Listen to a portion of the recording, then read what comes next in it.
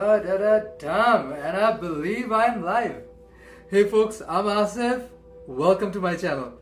Okay, I haven't done a cooking stream in a hot second, and I felt like, you know what, I'm gonna make dinner anyways, so let's do a live stream. So welcome to my home, welcome to my kitchen. Today we're gonna do something fairly simple. We're making chili beef meatballs. Ooh. What's chili beef meatballs like? Meatballs with a little bit more flavor and something, the sauce that tastes a little bit more South Asian. So welcome. Let's get started. I'm gonna do some prep first, then we're gonna bake the meatballs, and after meatballs are done, we're gonna make some curry. So welcome. Christine, welcome to the stream. Did I hear meatballs? Yes, you did. Yay! Husband's happy. Husband's gonna get meatballs, so he is happy. So welcome to the stream, folks. Before anything else, let's get started with all the greens and the veggies. So Christine, welcome. Let's get started. I'm gonna reposition the camera. Christine says hi to Jerome. Hey! Diva, he's working on something as we speak, so he's gonna pop in and out. We're at home. It's just a chill day at home. Just doing some cooking. First thing first, I feel like I want to do some onions. You cannot do chili anything without some delicious onion. So onions are gonna go in two separate sections. First, we're gonna do chopped onion. That's gonna go in the meatballs. And once we're done with that, we're gonna saute it and make a chili curry for the meatballs. Nick, welcome. For the chili part of it, we're gonna make like petals or thumbnail, big thumbnail size little cubes. So it's gonna be fairly simple. It's imagine like a chili chicken kind of a vibe, but instead of chili or instead of chicken, we're gonna do meatballs. So pretty simple. It's also a very popular dish in Bangladesh, though I am using some Indian spices today because I had this chili chicken masala kicking around for a while, and I'm kind of intrigued. I'm kind of gagged to try this out. It has like fairly OG spices like red chili powder, corn flour, garlic, sugar, cinnamon cloves, salt, paprika. So let's see. Of course, I'm gonna adjust the flavor regardless. So yeah, welcome. If you want, you can replace. I'm using ground beef. You can replace ground beef with ground chicken, use tuna, even you can use like mashed potatoes or chickpea and make it vegan. So yeah, let's make this. First thing first, I have some red onions. There was controversy regarding calling these red onions because who was it, Ziggy or somebody was like, these are purple, why are we calling them red? Diva, I'm not a colorist, Diva. I didn't choose to color them or call them by any name. They happen to be what? Another nasty, papasti onion. This is the thing with red onions. The rate of having spoiled onion is way higher. That is a spoiled rotten onion. Diva, that's not gonna work. I'm gonna wash it. I'm gonna sanitize the knife as well. Ugh. That's the thing. That's the sad part of red onions. That a lot of them are bad. We did buy them like super cheap. Did we pick them from? Where did we pick these onions from? Okay, Fraser, Sunset on Fraser, I believe. Yeah. So that's where we picked up. So let's get started with the ready onion and make life easy for ourselves.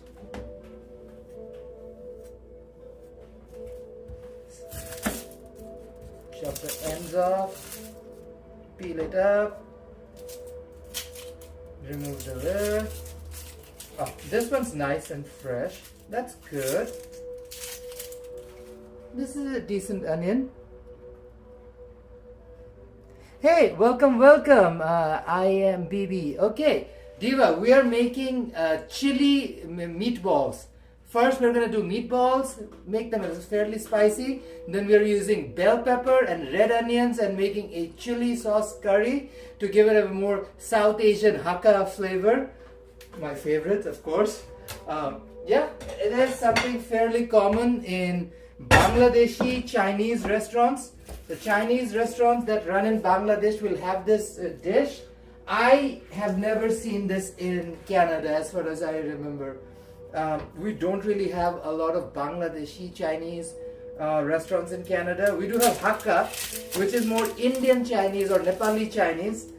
They have chili chicken, they have meatballs, but I don't believe I've seen a chili meatball yet.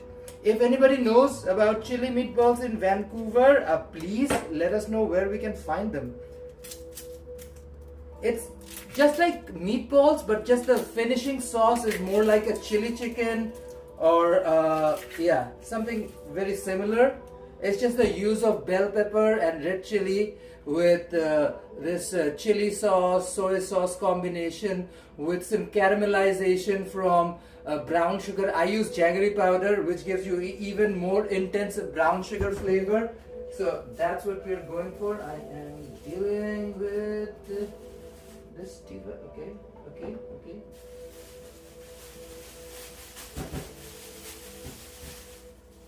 Trying to do this thing neatly and not create a big mess for myself later. So welcome. A bunch of people joined us. Hey, welcome to the stream. I love meatballs. Nick, I bet you do. Nick. See, Nick, predictable. Nick loves meatballs, of course. Husband in the chat. Welcome. Welcome. Look at this intense coloring on this onion. I'm living for this purple on purple action, like this violet purple hue. Intense. I don't know. I get excited by vegetables, Diva. I'm definitely getting old. I've gotten older to the point where I get excited by vegetables. It is what it is. I love them though. Are you calling me a vegetable? Are you an onion that I'm cutting on a chopping board? No. Then you are not a vegetable, I guess. Husbands. Okay. Diva. If you're a married person, Diva, I empathize with you. If you're single, dodge the bullet.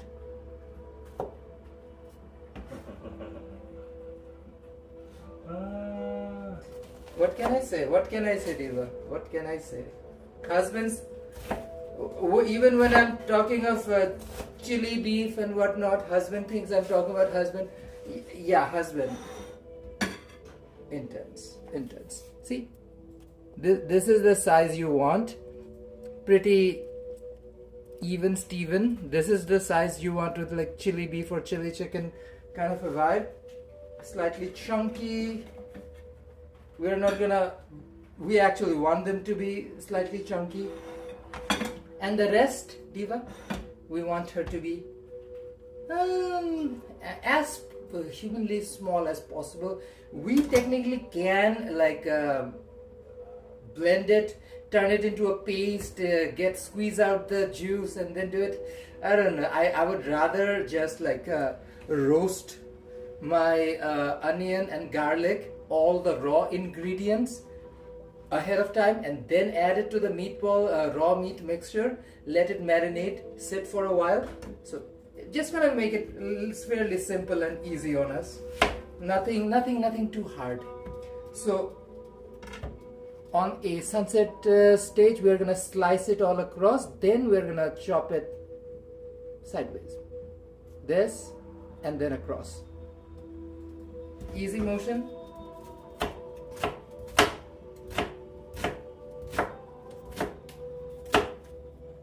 And now you hold her like this, and then you do a sideways choppy chop.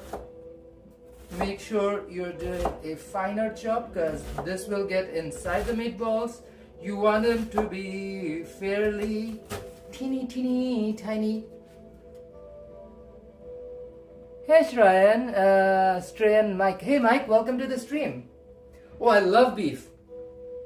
Honestly, that's the only reason I would ever consider moving to Alberta, because the beef game in Alberta is insane. I've had amazing beef across Canada, but gotta say, Alberta does beef like nobody's business. And that like goes beyond like cuisines. Like I've had amazing like Chinese style beef from Silver Dragon. We had Calgary invented dish called ginger beef. We had beef burgers, we had beef kebabs. We had a good time in Calgary. So yeah, I love me good beef. And also in Bangladeshi, which means I grew up eating beef. Beef is probably one of the most favorite meats in the world. And just the flavor, intense flavor of it, it's gamier, heavier compared to like a pork or chicken or shrimp. So it just depends. The Swedish meatballs with IKEA today. Hey Marie, welcome, welcome. Ooh, Diva, I love IKEA food. Especially for me, it has to be the haddock with fries. Something about it, the husband and I, whenever we go down to IKEA, we make sure we have a meal there. It's comfort food. That's what it is. That's why it's so good. No, with the meatballs, they serve with this wild berry, raspberry kind of a sauce.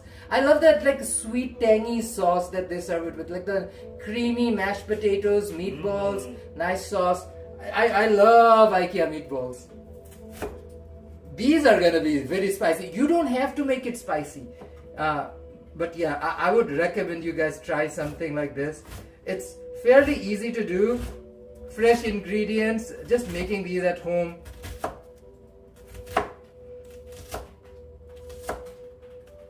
You can do it with pork, chicken, beef, whatever you have kicking around. I would even say you can use canned protein as well. Yeah, I mean, to each their own, Diva. I didn't really grow up eating steak because in my culture, beef is cooked mostly in kebabs and curries. A lot of different versions. Minced beef is a big thing. So there's like minced beef pies and minced beef curry that I genuinely love. Oh, a good beef like makes a day. But again, I'm not tearing down anything else. It's just the flavor profile of it all. You need to appreciate all flavors, even the ones that you necessarily don't like. Like husband was talking about chicken feet, which a lot of our viewers enjoy, and my mom enjoys chicken feet. My my sister-in-law loves it too, because we eat chicken feet in our culture as well, just like in dim sum. But I don't personally enjoy it as much, so probably for me, I try other dishes. It each their own, whatever vibes with you, and that's what you do. Because food is all about in my opinion, how you choose to spend your time. Food can be a very North American concept, which is more about sustenance than anything else. Food in Europe or Asia is a lot more like a community thing. You eat food to spend time with loved ones.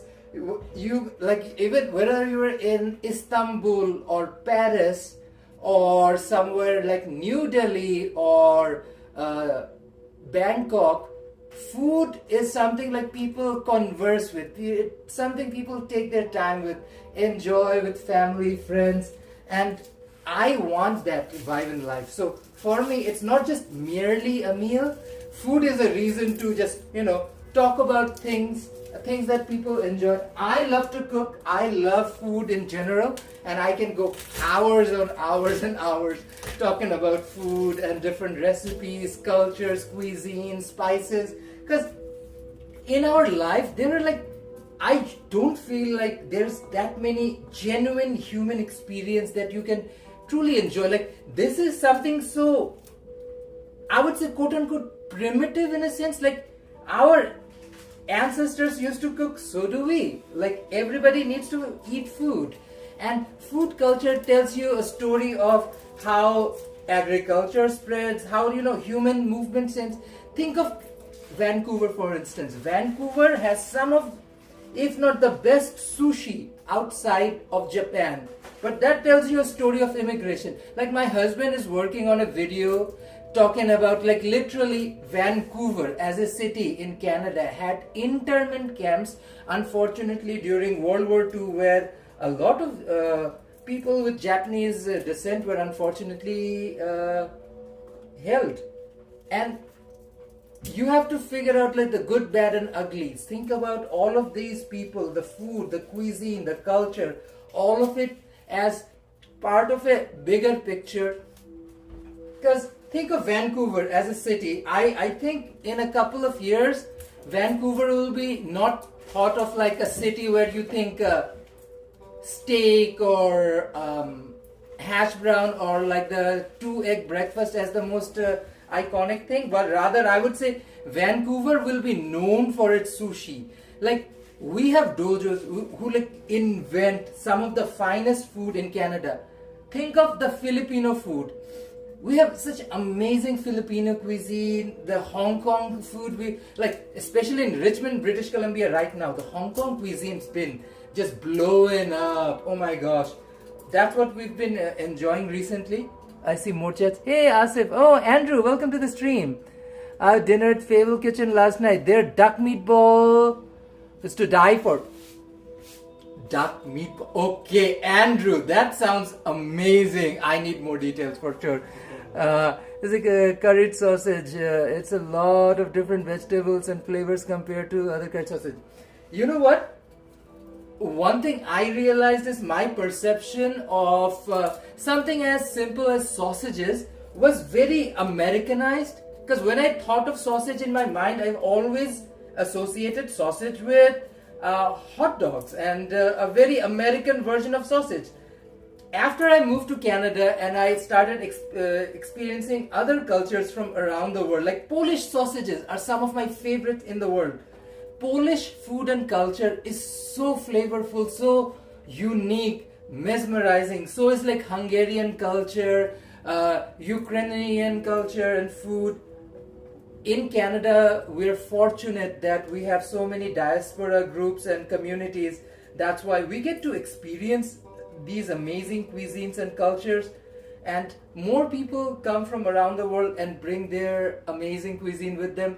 Like one of the most popular businesses in Vancouver right now is a Damaskino style shawarma, which is a Syrian style shawarma. And it's just a story of how, you know, families come and bring their food, culture and stories with them. And then it just blends in with the city. Vancouver, yeah, all of these immigrants from whether it's Hong Kong, Philippines, even Ukraine, these immigrants and their culture have left such a, I would say, lasting mark in the fabric of Vancouver. So you can't imagine Vancouver without its Greek community, without its Ukrainian community, without its Filipino community, because these are also integral. And also, what makes us so amazing and unique, like Jerome and I were literally talking about the situation with cherry blossoms the other day. In Jerome's hometown, where I also like to call my Canadian hometown of Toronto, there are like barely few spots in the city where you get cherry blossoms, and wherever there's a single cherry tree about to bloom, you will have like massive crowds out there to get a glimpse of cherry trees. And here in Vancouver, you go to a neighborhood like I don't know, somewhere around the east side, somewhere in West End, even down to Richmond. Like there's so many cherry trees. There are cherry festivals across Metro Vancouver. We almost take it for granted, and then the same thing is celebrated to such a degree. That tells you a lot. And eventually these cherry trees, which came from Japan, the palm trees in English Bay, which came from northern China, just became a part of Vancouver's like identity, I would say, because that's how we are shaping it. Have you ever tried Chinese sausage before? Chinese sausage. I know I tried Taiwanese sausage, First at TJ Fest, then at Joy's Taiwanese food. I am not sure if I'm really tried Chinese sausages. I'm not sure. I won't claim I have. But I know I've tried Taiwanese ones. They are amazing. Amazing. TJ Fest. I assume they're gonna do a TJ Fest again this year. Hopefully, fingers crossed.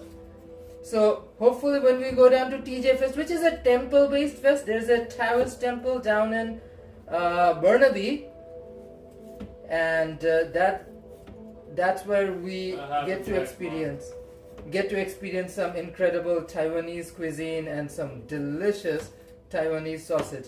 So I'm not sure, Andrew, if it is very different from a Chinese sausage or not. Okay, I got gingy and garlic.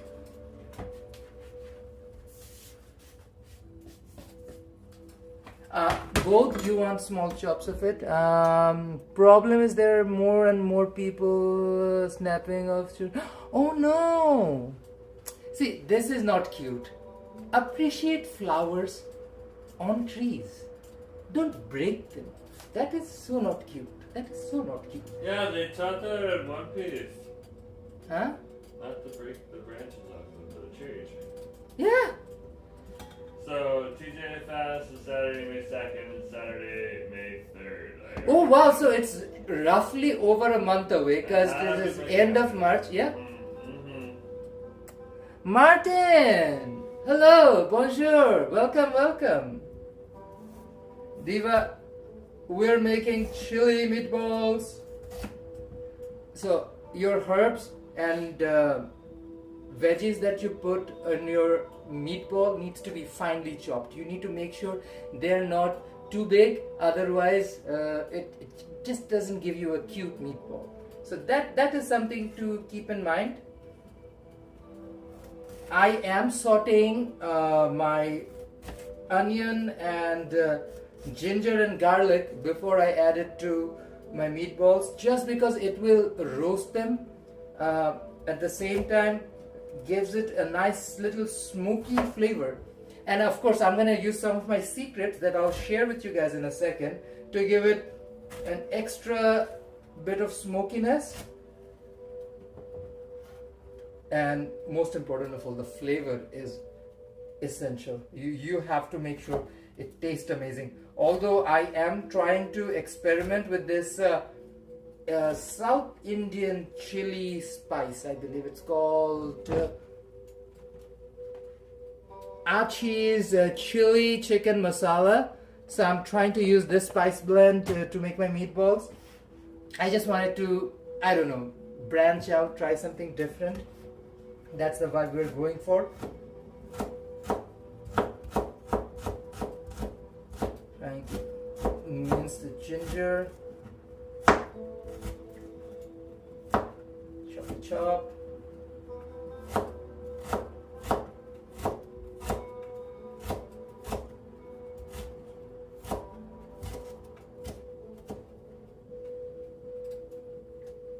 Okay, I need to wipe my nose quickly. I think I inhaled something.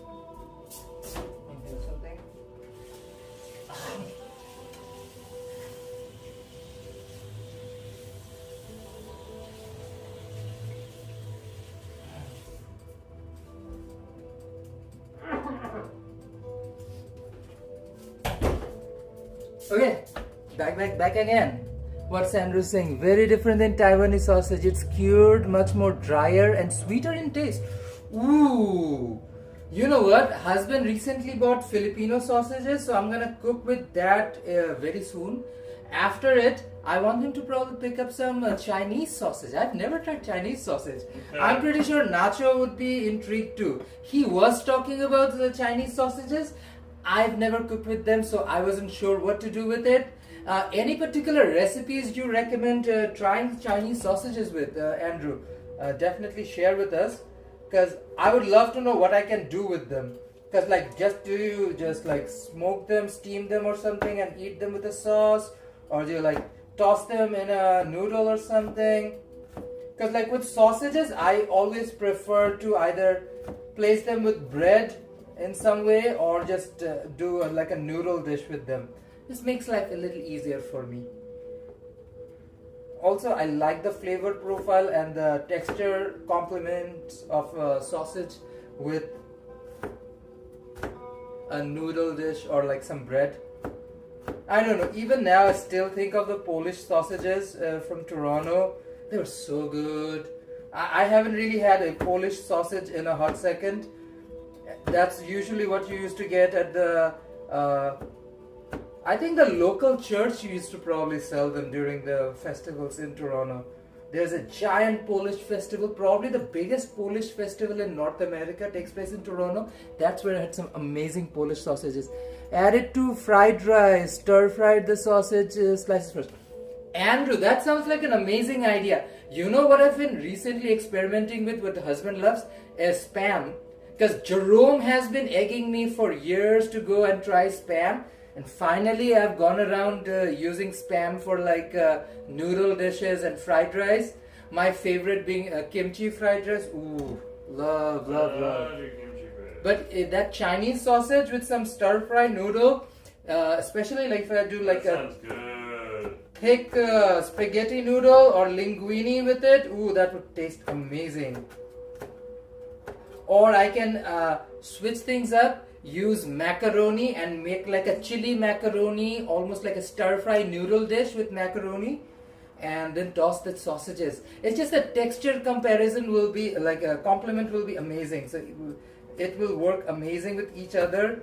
So I think either the old school spaghetti kind of Bangladeshi style noodle stir fry, or maybe do like a really nice macaroni dish with it. Nice.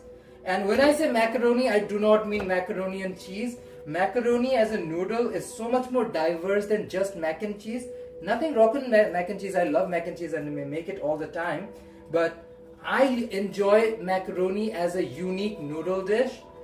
It's just so cute and the shape is perfect, almost ideal to seep in gravy and curry. So if you make like a curry noodle with macaroni, it absorbs all the sauce, just makes it nice, saucy, ooey gooey. It's just perfect flavor combination.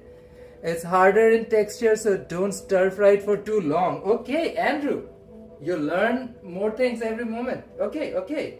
I will obviously definitely watch a few recipes online before I do anything, because I like to do a little bit of homework.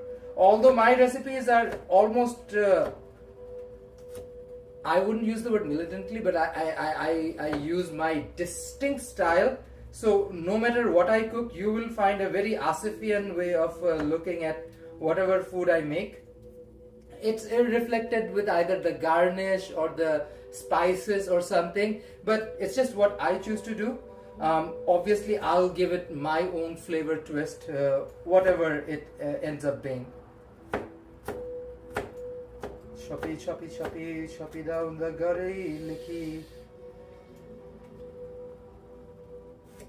I have a pan that's getting hot, so I'm gonna toss all of these veggies in it in a sec. Spices and dry herbs will go with the meat directly. And for this recipe, I'm not adding any kind of cheese. Usually people would prefer to put some sort of like mozzarella or something, parmesan, to make your meatballs a little bit more airier and adds a little bit more fat profile to it with the cheese. But yeah, I'm not adding any cheese to my meatballs today. It's just gonna be a very simple recipe. We're gonna do like a 30-minute marinade in the fridge, and after the marinade is done, we're just gonna bake it. Once the meatball is baked, then we're gonna stir fry it in a saucy sauce and make it, I would say, a little spicy. That's the whole point of it. Like really good spicy meatballs.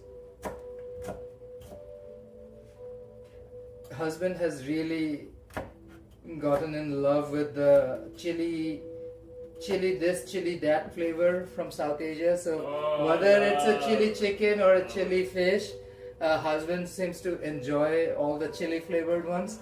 So I'm doing my best to add a bit of more chili to my food. Although that's one of the things that definitely attracted to me, Jerome. Like, he is one of those rare Canadian-born person who looks like Jerome, who actually can handle heat.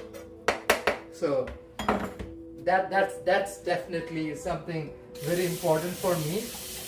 I love chili, I love spicy food, and I love the fact that my man can handle heat.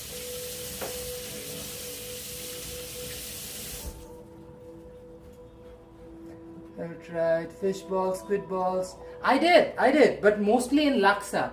So we would get like fish balls, squid balls, shrimp balls, and crab balls from TNT, because that was the easiest and cheapest one to get, and put that in laksa.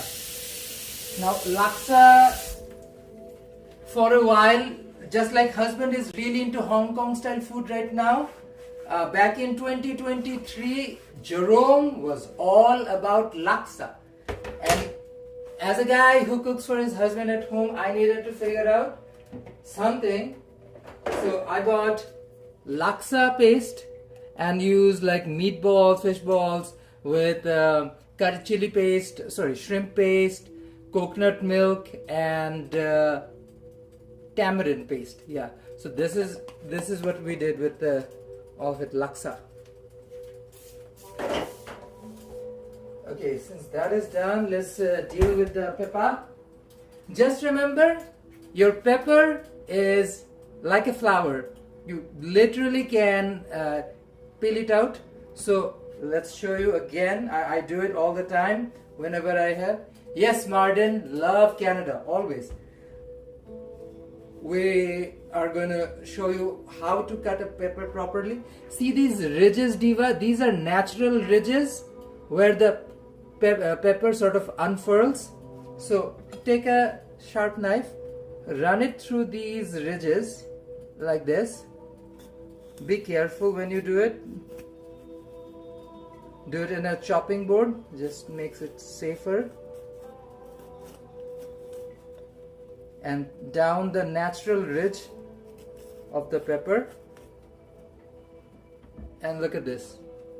She unfurls like a demogorgon, like a demogorgon. Stranger Things. Stranger Things. Diva. Let me take the seeds off, because that is yucky and we do not need the seeds for this recipe.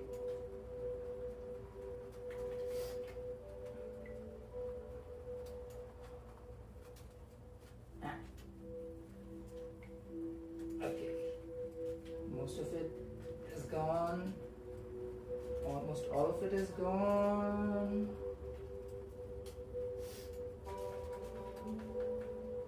Okay, it got stably stable again. Okay, so see, it just unfurls like petal. You get the entire pepper. No wasting any of it. So the way you do it, when you chop it around the ridges, you get an entire pepper. There is almost zero wastage. Again, you have these natural grooves in your pepper. Just run your knife down the groove as you would. It is a bell pepper, so you have some resistance. It's not very easy to go down, but if you have a sharp knife, it's fairly easy to do.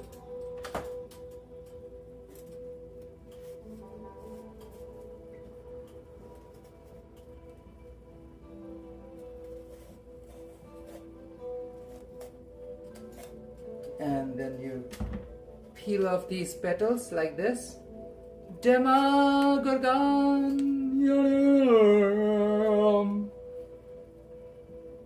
It is such a weird thing to look a pepper from the inside. Like, this is what a bell pepper looks on the inside. Freaky, right?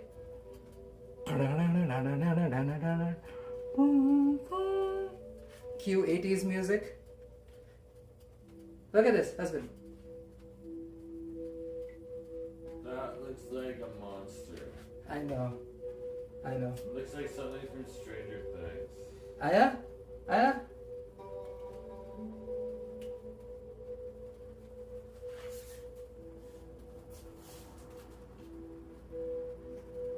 But that's what it looks like on the inside. That's what this pepper looks like on the inside. Literally inside out.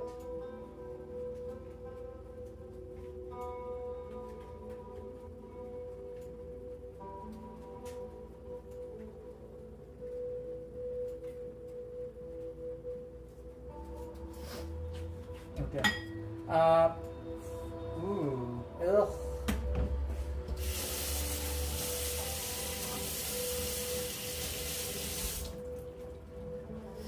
A bit of sand left on the pepper. Okay. So pepper, same as the ones for stir frying, are gonna be like a giant thumb size. So first we're gonna press her down. Now she basically looks like a fish.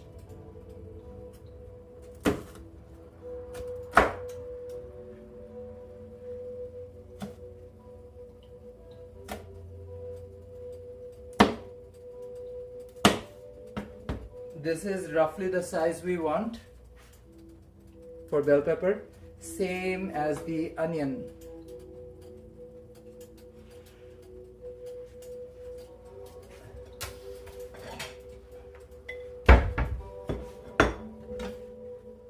Do a little choppy chop down here. And a choppy chop out here. Choppy chop. Choppy chop. Choppy, choppy. Chop chop.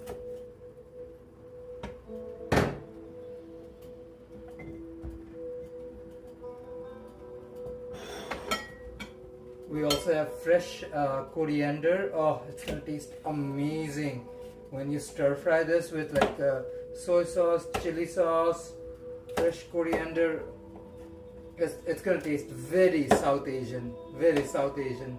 That's the flavor profile I'm going for, because I wanted to taste that desi chili spice.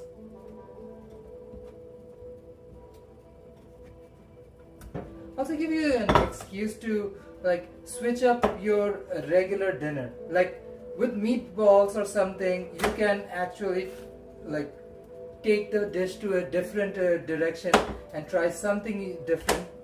Oh my gosh, we have Celeste in the background. Sorry, I said Celeste in the background. Celeste saying background music is so peaceful. Yes, Celeste, it's from a YouTube channel called Pandora. I love their music. It's it's pretty chill, and also something that does not show up on like the restrictions that YouTube places on certain music. I would rather play Lady Gaga, but Diva, that's a bad romance. That's a bad romance with YouTube, not me. I love Gaga. Did you see Andrew's donut holes? Andrew's donut hole? What? Andrew said donut holes. Oh my gosh, Andrew, thank you so much. 40 donut holes. That's awesome. Any hole is a goal. Thank you so much for those donut holes. Yay! Donut holes. Yeah.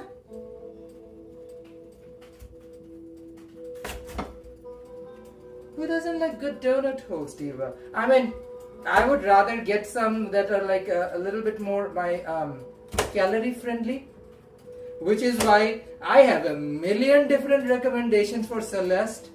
I want Celeste to have healthier, less calorieful desserts in Cafe 33. Yeah. If she wants to have the most calorie-infused desserts ever, I support it. No, I support Celeste as well. Blessings, everyone. I support Celeste. For me, a fatty like me, Celeste, I really need a few low sugar options. Or just make them with honey. Please. Pretty please. Oh, he's begging you now. You got him on the hook. I mean, nothing wrong with fatty desserts, but it's diva. You don't want to eat that much calorie. That's my only thing. That's your opinion. That again, I stand by it. It is my opinion. Okay, these I don't need. I'm just gonna put her in a boxy and put her away so that I can use her on a different dish later on. So I have this boxy, Diva. Come here, boxy.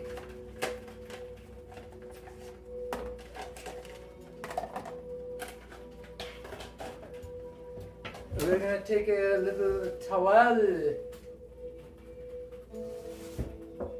Place a little towel down here. Okay, some fruit ones. Absolutely, Celeste. Frozen fruit desserts are my new favorite thing. Like, before we got sober, I was making more like boozy versions of it. But like a frozen fruits dessert, my favorite. That's why like I always keep these around. Like frozen mango, frozen strawberry are my absolute favorites. Like any dessert with these are so good. But the best part of Asian dessert is the fact that Asian dessert, unlike South Asian dessert, isn't that like caloriful or that full of sugar. Because I can tell you guys one thing, South Asian desserts, they have a lot of calories. Okay, so Celeste is saying fruit sorbets and coconut milk is healthy too. Giant smiley face. Oh. And Andrew's saying Korean shaved ice bingsu is frozen fruit heaven. I agree with that. Winter bears over on Denman Street. And then Nick's like fruit covered in melted chocolate. Nick, fruit covered in melted chocolates. I love it. I love all of it. It's like a chocolatey tanghulu. Yeah. What would you call a choco hulu?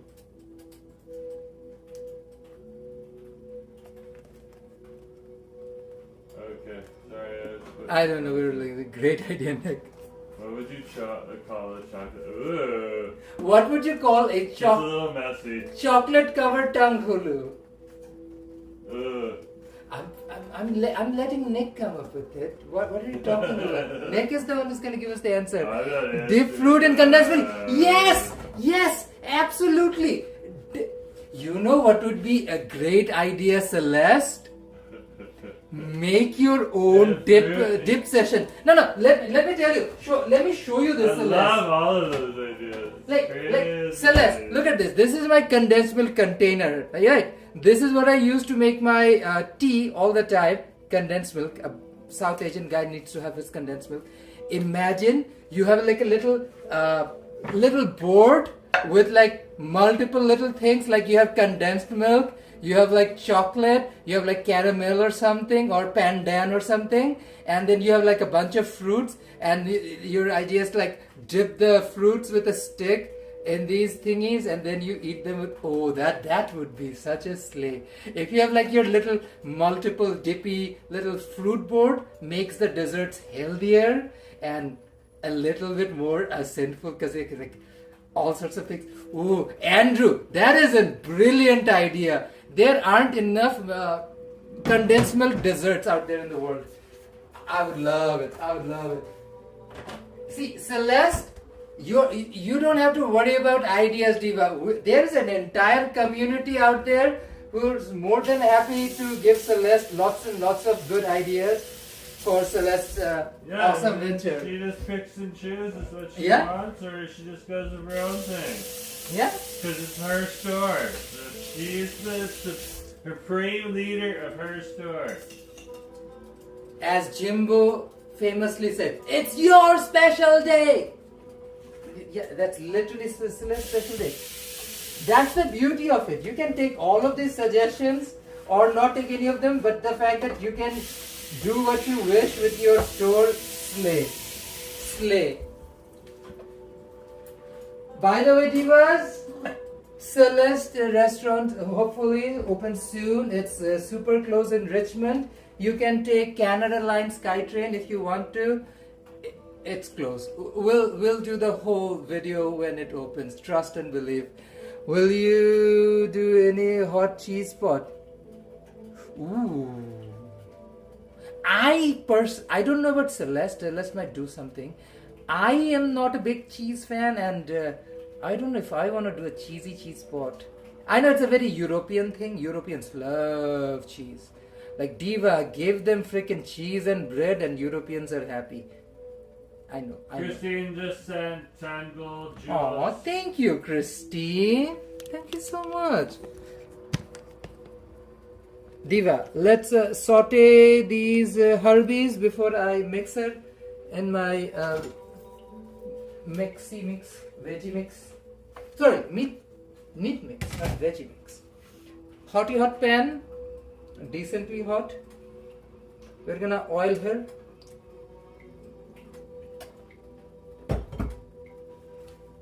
Spoony spoon, spatula. Spatula tunnesa, spatula. Ooh.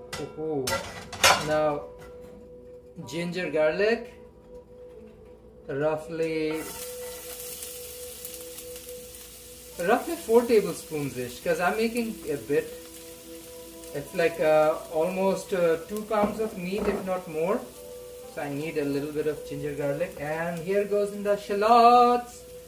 Shalalala, shalalala, shalalala, shalalala. Well, it's not a shallot, it's a red onion. I shouldn't misidentify my veggie. It might get upset, it might get offended. Why are you calling a red onion shallots? Because ideally I would love to put shallots instead of actual red onions, because I like the flavor of shallots. It's just a little zingier. It has that zingy zing that I love.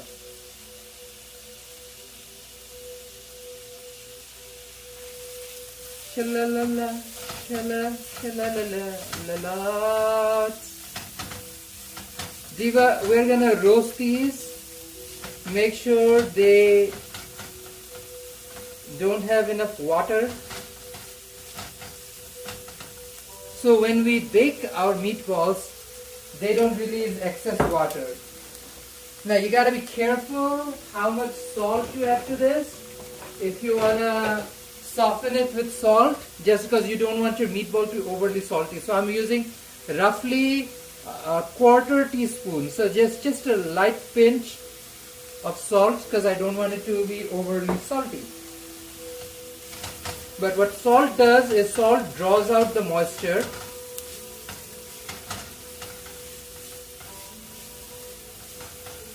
Let me open up the window, crack it just a bit. So I got it.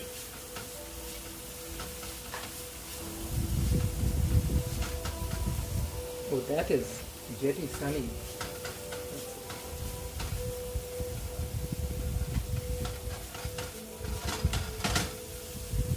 Meanwhile, I should get a bowl ready to get the meat. Meet me halfway.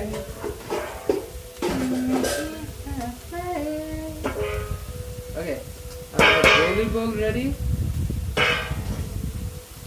Is this spicy? Yes, not yet, but it will be. I'm also using this Diva chili chicken masala. So first thing, before we add the meat to this container, we're going to add the spices, just to make sure it's I can tweak and adjust the flavor. I've never used this spice before, so I'm intrigued. I don't even know what it's going to taste like, so kind of excited.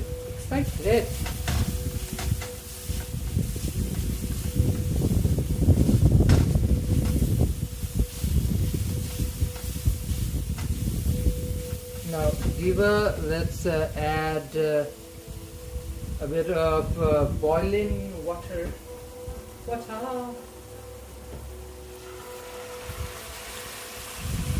help soften her.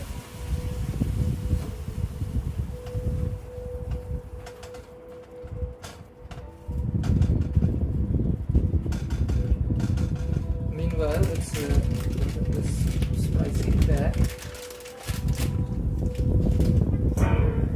Oh, she is windy. Come on. Okay, let's add the spice. See what it tastes like first. I need to do a little tasty test.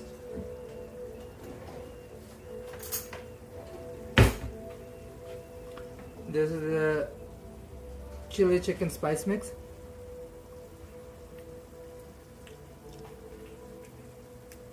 See, typical South Indian style, it is just mind-numbingly spicy. It is mind-numbingly spicy. Oh yeah, I have to use this carefully. This is mind-numbingly spicy. This is so South Indian. This is so South Indian. So I'm definitely using a quarter cup or just like 5 tablespoons of it. I'm not using the whole pack. This is mind-numbingly spicy. I'm using this South Indian chili chicken spice. I've never used it before. I just had no idea. This is just red chili powder, Diva. Red chili powder. Oh, and she's ferocious. Ferocious, Mama. Okay, I'm gonna adjust my flavor profile to make it more Asif flavor. Can you show the box of the spice again? Celeste, here, let me show you. It is so spicy. Diva. Like incredibly spicy chicken. Sorry, not chicken, spice mix. It's not an actual chicken. Okay, let me add more spices to her. So, just to add a little bit of my flavor profile, I'm adding lemongrass powder. Let's add 1 teaspoon lemongrass powder. Black pepper, 1 teaspoon-ish. The best thing in the world, MSG, 1 tablespoon. If racism stops you from using MSG, you can use chicken bouillon powder too. Somebody's talking against MSG, what? No, nobody's talking bad against MSG in our chats. I'm just saying. Chaat masala. Oh, there's some weirdo has a problem with basic. I would use 2 tablespoons of chaat masala. It's just that beautiful blend of ginger, cumin, garlic, with garam masala. I love. More flavors I'm gonna add to this includes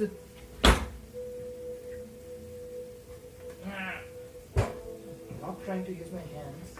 Okay. This is jaggery powder. This is what I use instead of sugar. Jaggery is basically unrefined sugar. See, comes from sugar. I'm not sure, Celeste. I don't think does the chicken bouillon has MSG, but it tastes like MSG, I believe.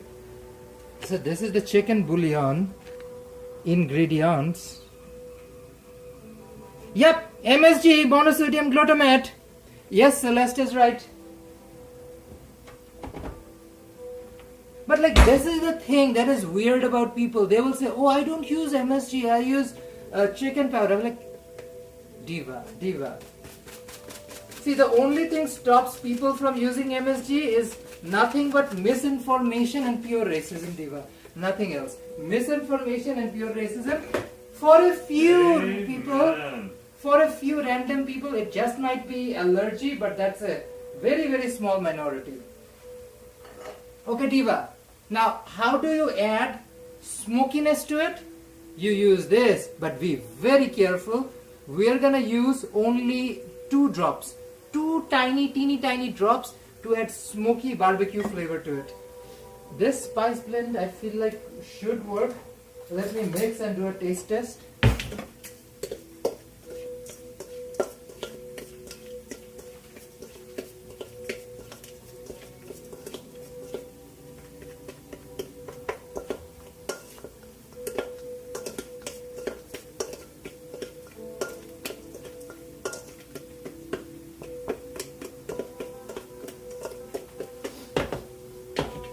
it well. Let's do a tasty test.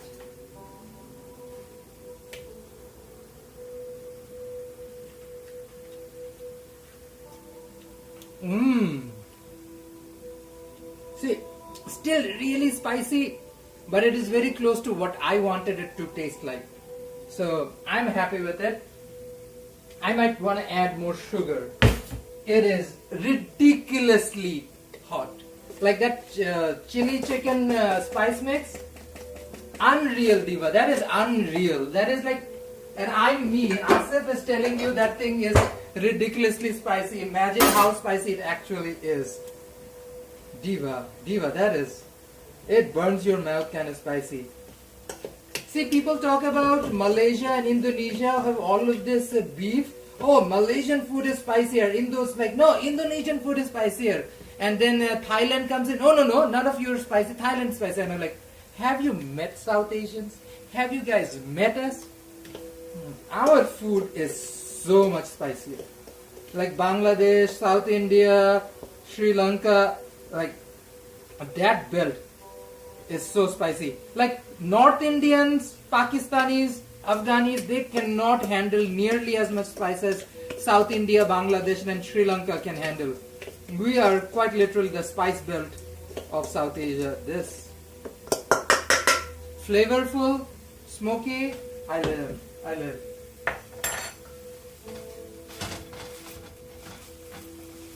So my ginger garlic is sautéed, softened up, Diva. Let's toss her in the mix bowl.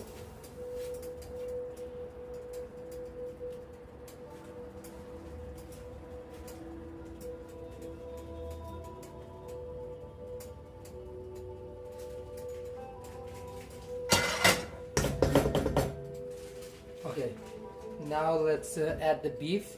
I don't know how they handle the spicy. Christine, this is not Jollibee, Diva. This is not even. This is the closest thing. It almost parallels to like download chicken, fear the reaper kind of heat. It is insanely spicy. That's why I added so much sugar and I didn't use the whole spice box. Now, that being said, I wanted to add a few more flavor profile to it. This is Bangladeshi mango pickle. I wanted to have this tangy, mango-y flavor.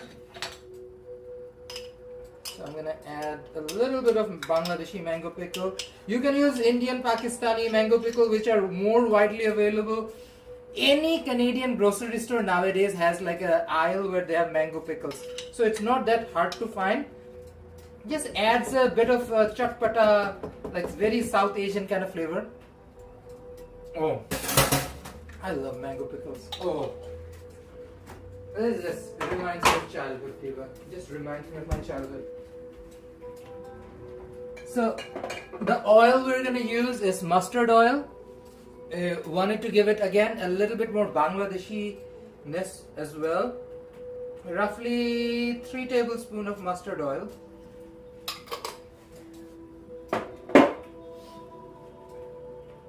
What else do we do?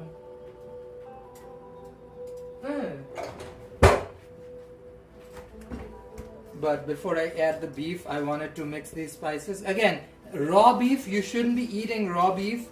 So I want to make sure I taste the spice blend before I add the meat factor. And then we're going to let the meat marinate for like 30 minutes before we bake them.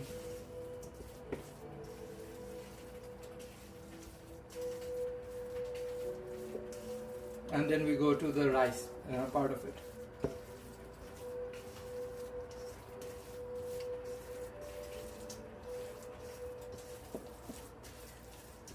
So we are making a spice blend for meatballs.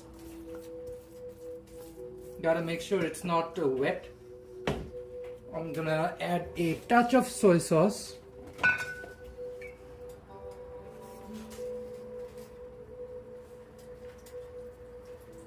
Three tablespoons.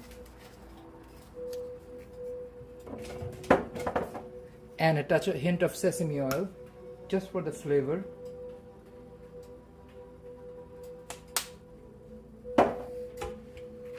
This is so Indo-Chinese in a flavor profile wise because it has a lot of those similar spices, distinctly spicier than any other spice mix you would put in meatballs.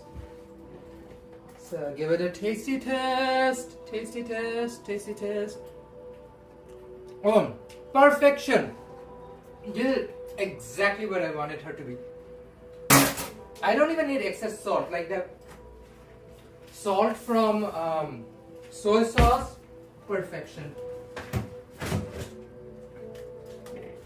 I have ground beef kicking around the fridge. I'm just gonna use ground beefy beef.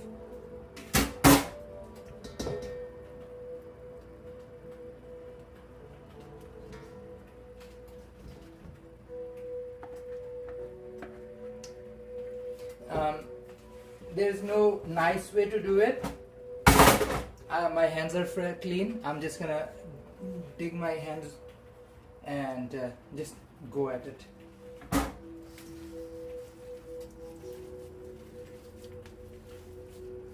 You want to make sure the whole thing is packed. I need to buy gloves. I realize if you have gloves around, please use gloves. The chili is spicy.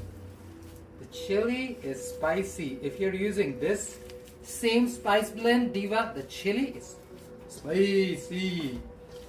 Like you can mix like several batches with enough chili powder from that pack. Woo. That is one hot mama. I did like sweeten it up significantly and made it more Bangladeshi from the Tamil one, which is like they just love their like raw heat. Oof. Like we've had South Indian food in Toronto all the time, and Diva, Tamil or South Indian style food is insanely spicy, especially the OG stuff.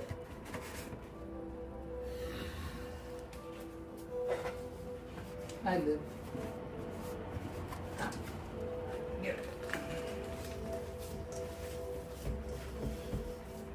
Oh my gosh, Henry, welcome, welcome. I'm doing great, Henry. We're making meatballs, chili meatballs.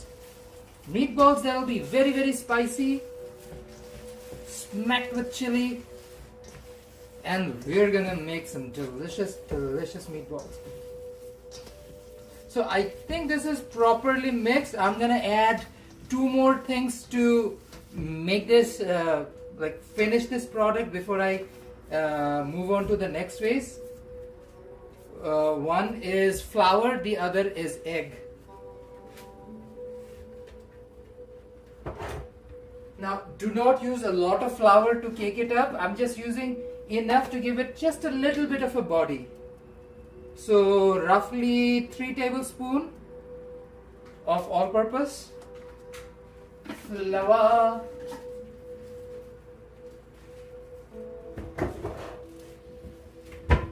And use 1 eggy azalea.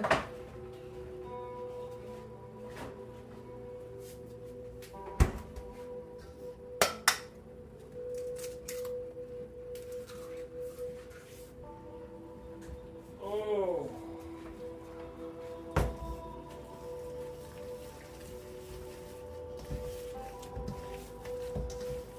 Egg is a binder, and the flour will give you what Megan the Stallion calls body yaddy yaddy yaddy yaddy yaddy yaddy. It's just gonna give it, yes Megan, it's just gonna give it a lot of body yaddy yaddy yaddy yaddy. Look at it, she's already stickier.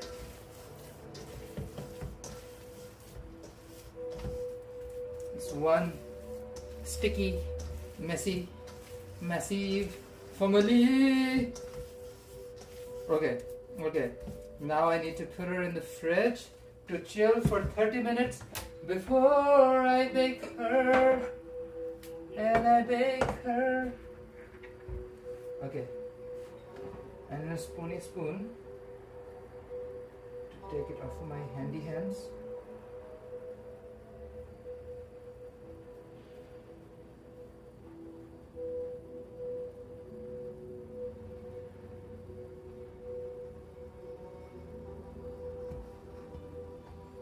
Okay, scoop this in, making sure it's all neat and clean.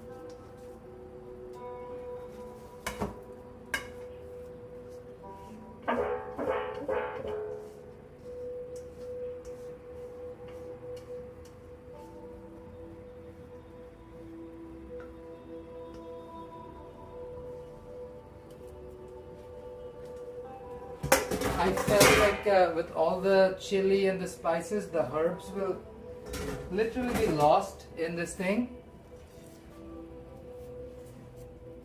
So we're gonna put the green herbs. That's green chili, mint, and coriander leaves, cilantro for some.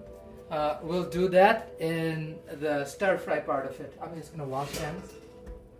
Dealt with raw beef, so I'm gonna wash my hands, and I also dealt with the chili. So,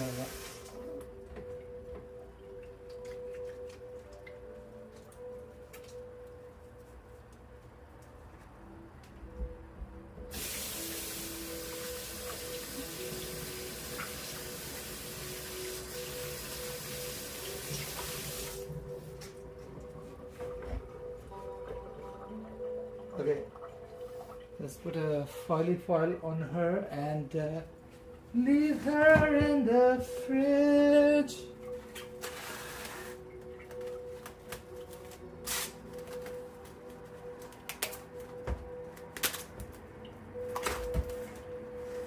Okay.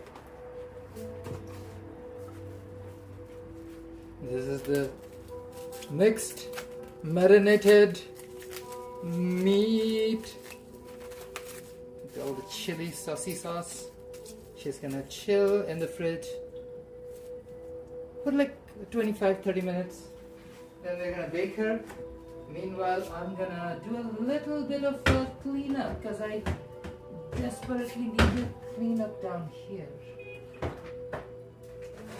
Diva.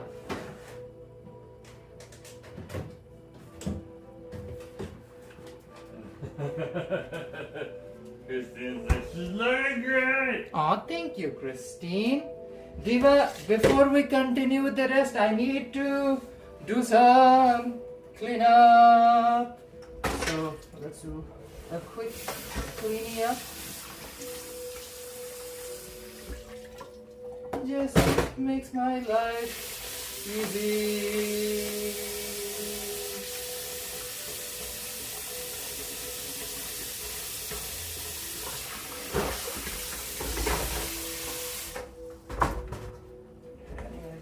Detergent.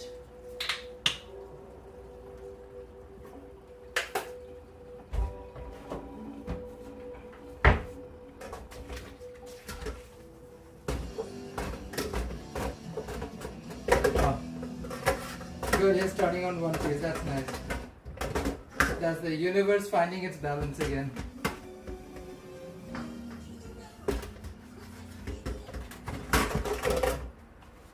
We were watching a YouTube video on all the arcs, and then we just quickly stopped by the time we came up to what Jerome was watching. We didn't want to make sure Jerome doesn't get a lot of spoilers.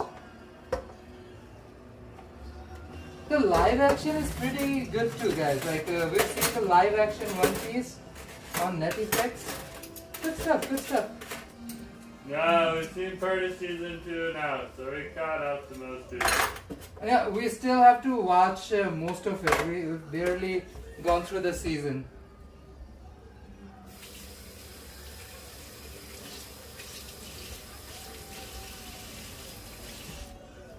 Let her sit and marinate. Maybe take her and give her everything.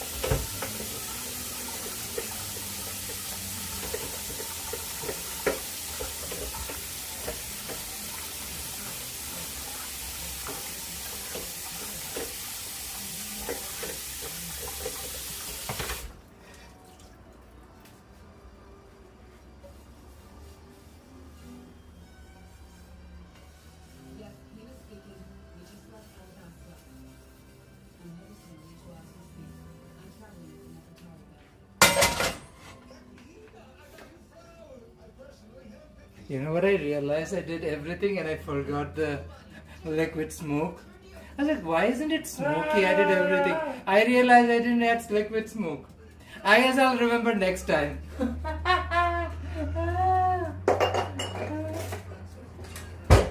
Diva, when you're live streaming, nice, I haven't watched season 2 yet. Can't wait to watch it. Diva, highly recommend. They're basically doing the early seasons. Princess Fifi, Arendelle. That's the storyline they're going to. By the time, whatever we were watching, they haven't even gotten Chopper yet. So we're still early in season 2 of One Piece.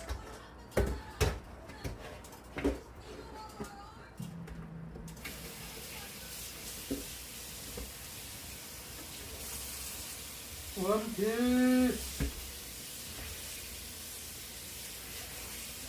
Now, I think recently, as the episode's all about Sanji and Zoro were trying to get a dinosaur, and Sanji was like, "How do I cook a dinosaur?" I'm like, I'm intrigued. How do you cook a dinosaur?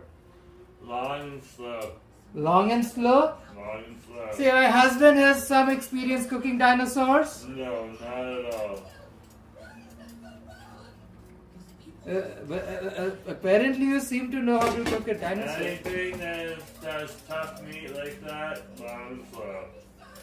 Okay. Work long and slow.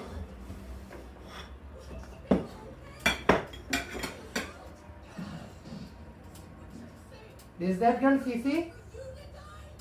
Yeah. And you're back in Arendelle?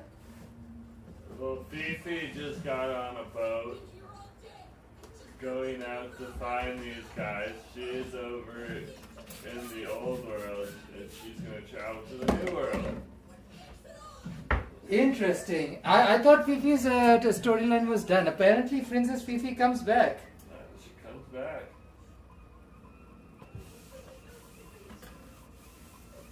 Anyways. I've sanitized my surface. Let's work on the ricey rice. I realize I need another onion for the ricey rice. So let's slice onion.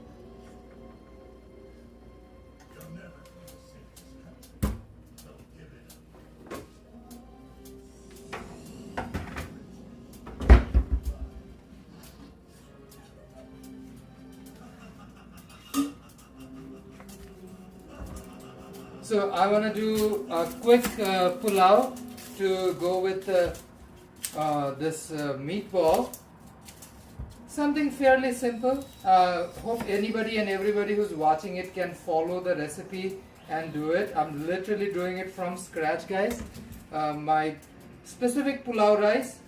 Now pulao is a type of rice, but this is the kind of festival rice that is more popular across Bangladesh. And every Asian nation sort of has their version of pulao.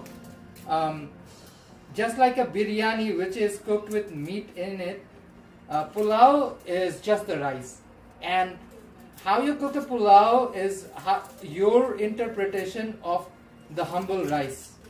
It's so unique. Every culture, every person does it different.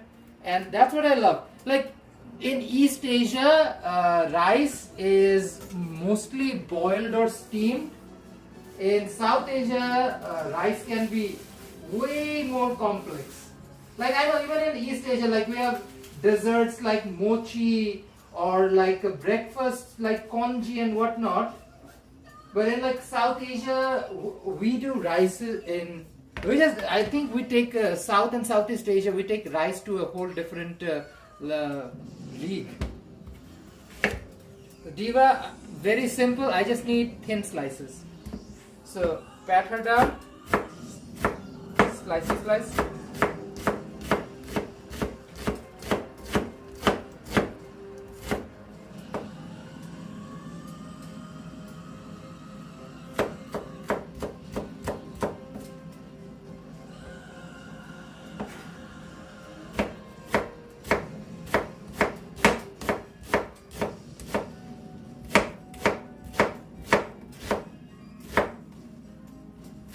By the time the rice is dealt with, my meat will be marinated.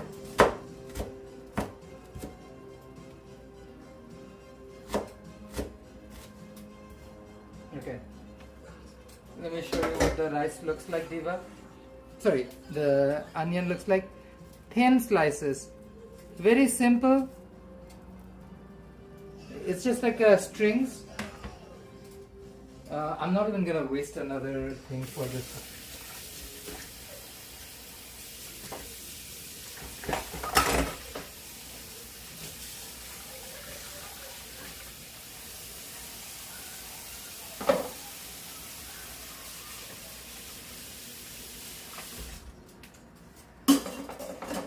See, when you're dealing with a home kitchen, you have to cook and clean as you go, because, well, this is what an apartment size kitchen is like, and you have to make your own space and not spray water on yourself. Jesus.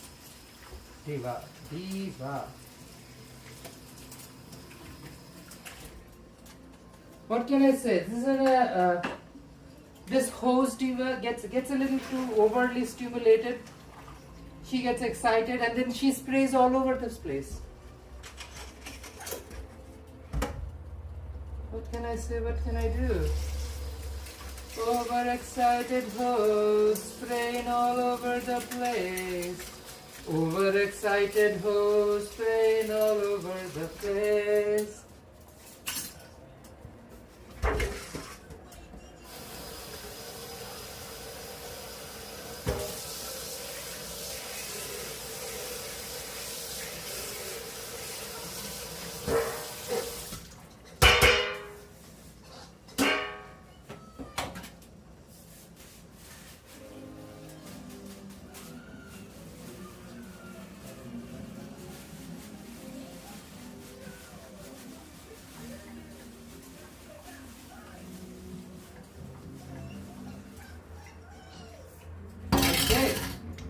Washy hand.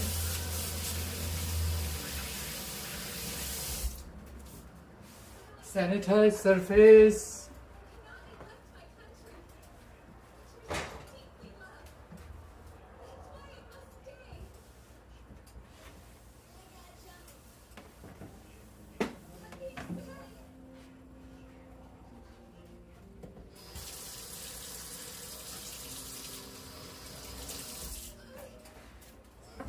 Okay, Diva, let's make the rice. Simple rice, it's not that difficult.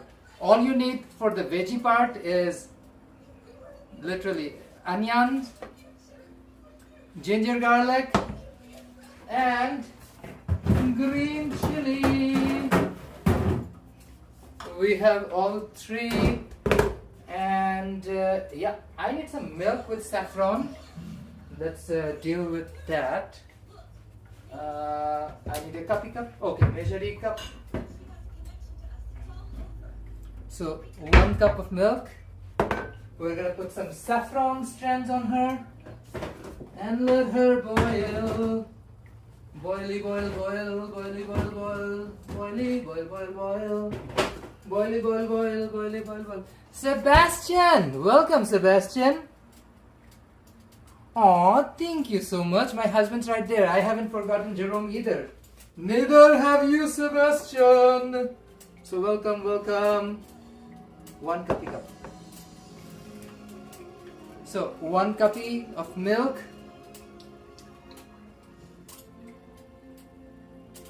So 1 cup of milk. I'm gonna heat her up. Toss in some saffron. This is from Ayub's in Vancouver. Am I even holding it right? Ayub's. Can you guys even see the name? Anyways, this is a quality Persian saffron. Diva. 5 strands, more than enough.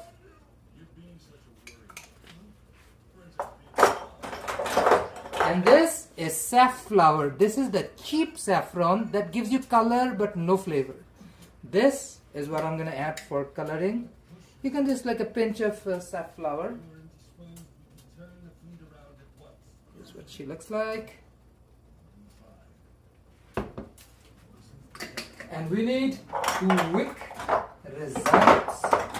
What do we do for quick results? We dunk her, put her in the microwave and let her boil for roughly a minute, minute and a half. Depends on your heat setting. I'm just gonna take this, plug this in, cancel that out. I'm gonna keep an eye on the milk as I prepare the rice. Okay.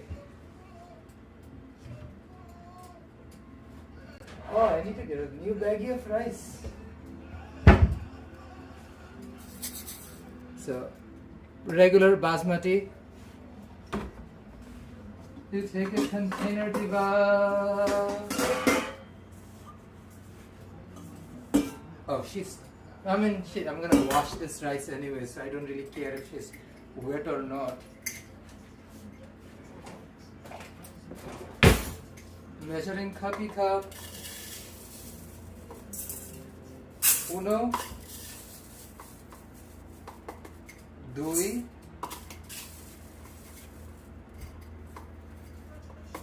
three and a quarter. So roughly like 3 cups. Okay. Let's wash this, Diva. And I'm very Asian when it comes to washing rice. Please wash your rice until it turns out, the water comes out clean. Please. Like, do yourself that much favor. Jesus Christ. Is this a PSA for how to properly wash rice? I am pretty sure millions of Asians have already, and Asians, I mean, from across the continent of Asia, have made PSAs regarding washing rice. I don't have to, but I just have to express my feelings. Because this is my channel. Of course I'm going to share my feelings. What? I know. You're not going to be silent, just walking around? Wow. Shocking. Here's the milk with saffron. We're going to let her sit, cover her up, and let her chill for, until we need her. It will also allow the saffron to bloom.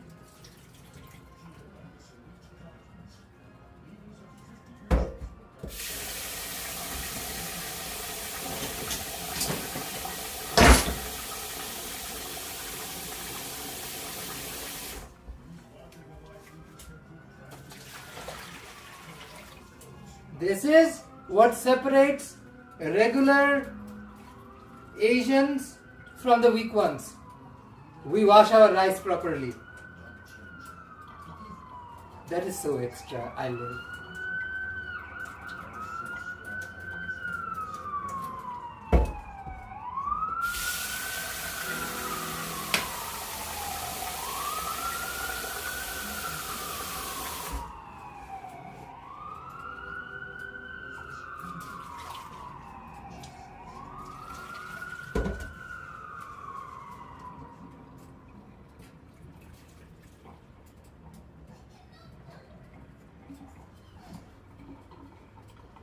How many I'm done? Like 4 washes done? What's Christine saying? I hate you, Asif. I'm sticking right next to the microwave. I thought it was mine. Ah! Ah!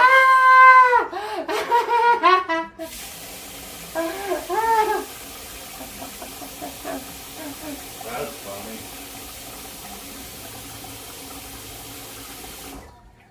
I feel the meat is probably marinated. No, almost there. Almost getting there. I was checking the clock.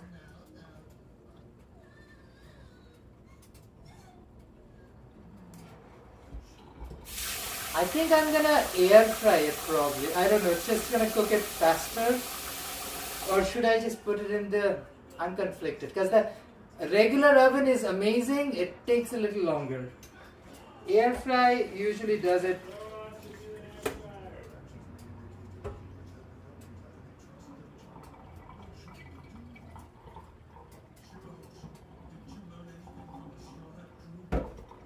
We'll have to move things around. But yeah, I can definitely do it in the air fryer. Husband really wants me to try the air fryer.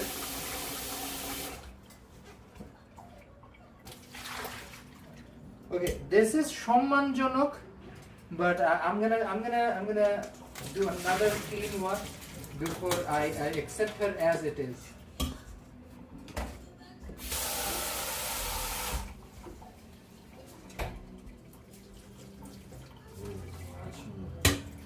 Yeah.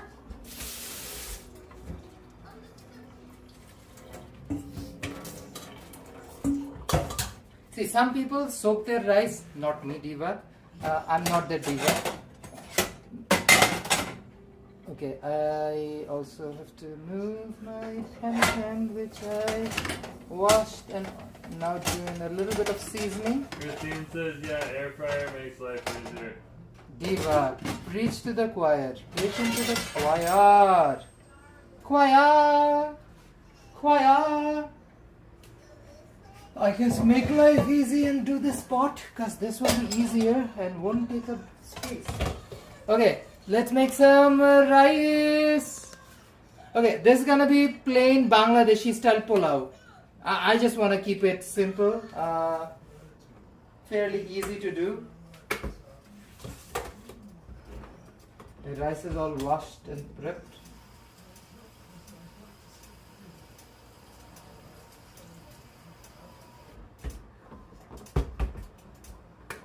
Boiling water, getting the heat up.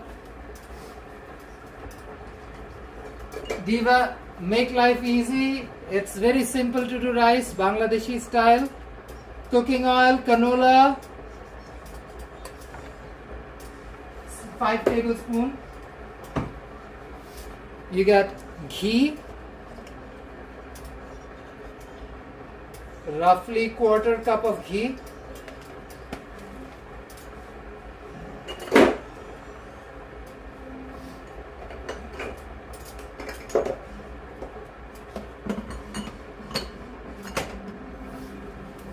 Let the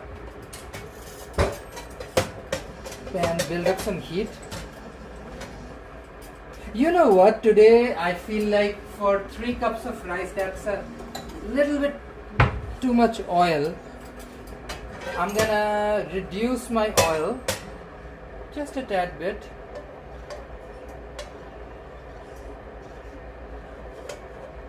So I'm taking half of it away. Yeah, I felt like there was a lot of oil and I didn't need as much oil, so I'm just gonna leave the excess aside. Bring this up to a heat. You have to figure out how much oil you need. Sometimes, like when I'm doing it in the moment, I feel like it's okay, then I realize it's too much, then you can obviously decrease how much oil you're putting. Gonna bring this up to a temperature. Our milk is ready. I'm gonna get a few more ingredients ready for the rice. For this particular style of Bangladeshi style of rice, I need dried plum and raisin, because that's the vibe we're going with. Very classic Bangladeshi style rice. Pulao.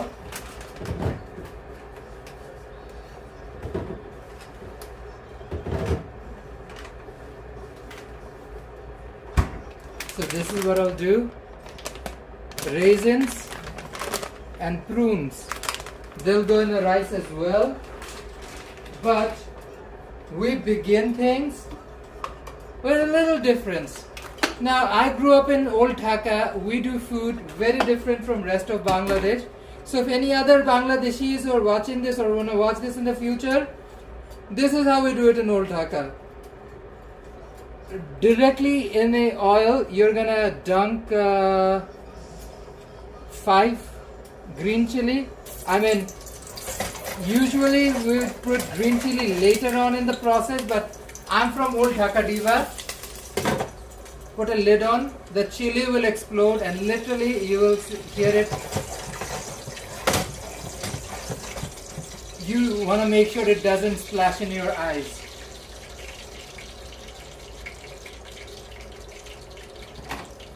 Okay, chili out of the way. Yeah, you can hear the sizzle coming off of it. Oh my gosh, Tanmay! Welcome Tanmay. I'm just making Bangladeshi style pulao. We're also doing chili beef balls. Meatballs. Oh wow. I'm getting a little bit of sunshine creaking in. Oh wow. What an incredible day. We had like rain. We had sunshine. It's been a mixed basket for sure. Yeah, but sure, take some. Take some. I'll boil more. Okay. Ginger garlic. 3 tablespoons. You know what? I have this bit of garlic left. It's gonna be a little ginger left. It's gonna be a little bit more gingery. Why not? I forgot I needed them for the stir fry. Do you need a gravy? Oh no! I have them. I just have to chop them. Jesus. But at least the rice is gonna turn out amazing. So that's what matters. Oh, husband's doing his little TNT matcha. Look at husband. Cheap, affordable matcha. People see us drink 1 or 2 cups of coffee that we actually buy because we're live streaming when we buy these things, and they're like, oh, they're eating out all the time. They don't see that we're literally drinking like cheap matcha or like cheap random tea, which is like 50. This is not even 50 cents. This was like what? $6 divided by 15 packs. How much is that? Like less than 50 cents, 40 cents-ish, 30 cents a pack. Yeah. So we are making coffee like 40 cents a pack. That's the coffee we actually drink all the time. Okay, Diva, here goes my onion. Don't forget, according to some people. Oh my gosh, Tanmay is making aloo paratha for breakfast. Tanmay, I have to show you something. Give me a second. Because I literally made aloo paratha last night. And Jerome had it for dinner. Oh, it was good, man. It was good. Diva, I literally made like, I meal prep stuff. So here you go. I like aloo paratha I made last night.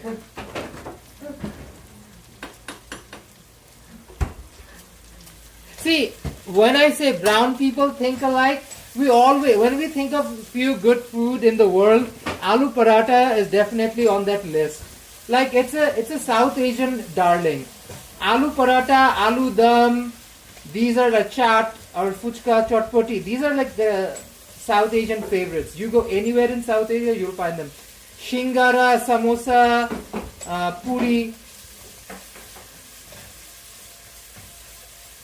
This, by the way, folks, smells incredible. When you roast ginger, garlic and onion with ghee, like the flavor that comes out of it. Oh, diva.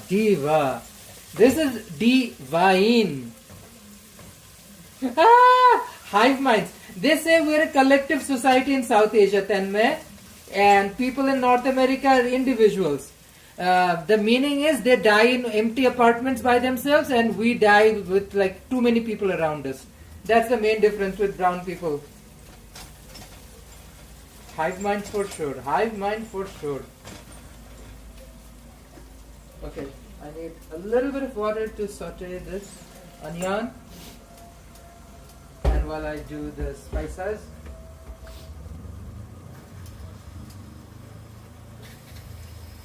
I'm gonna boil some more water.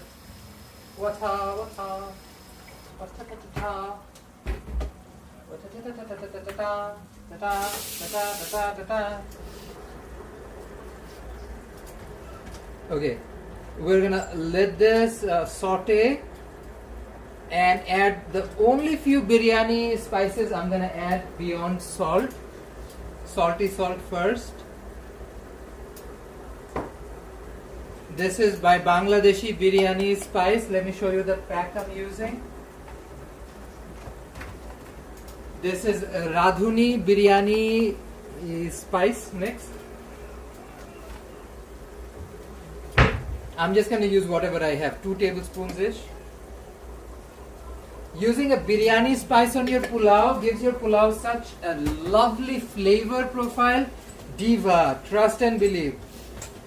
See, I'm sauteing this onion with a lot of water, which means if I drop the spice now, it will roast at the same speed, but when the water evaporates, my spice is not going to burn out. That's the main key. You don't want your spice to burn. Another Bangladeshi flavor, little secret, a pinch of white pepper. We're running out of white pepper. I have to put more in my container.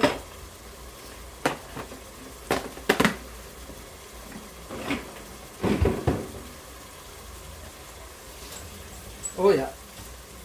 Oh, this smells divine. This smells divine, guys. Seriously, try this rice. It's super easy to make. Not a big difficult thing to do at all. So good. The flavor is gonna come out so good. Oh my gosh. Oh my gosh. Oh my gosh. I'm adding pitted prunes, aloo bokhara, pitted prunes. I'll use 1, 2, 3, 4, 5. Because we're doing a small quantity of rice right now. We don't need as much.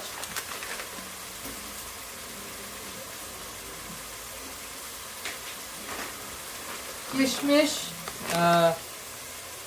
raisin kishmish, roughly like 2 dozen. Yes, a fistful.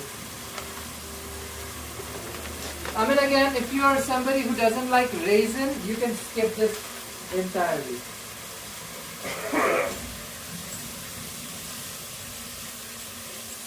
Oh, this adds so much nice flavor to it.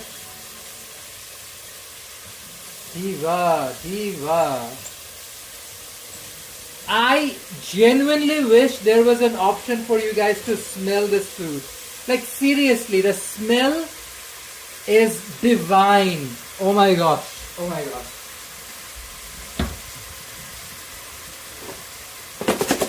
Jaggery powder, gur instead of sugar. So I'm using just a teaspoon-ish, not a lot.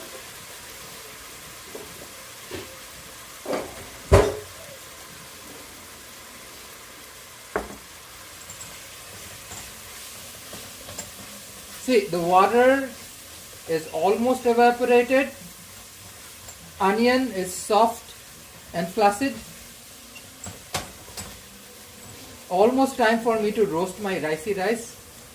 Before I do that, I need to do a little tasty test to see if the flavor is on point or not, Eva, and if I need to make any adjustments. So take a spoon, flicker it around, you get a little bit of a flavor, try it.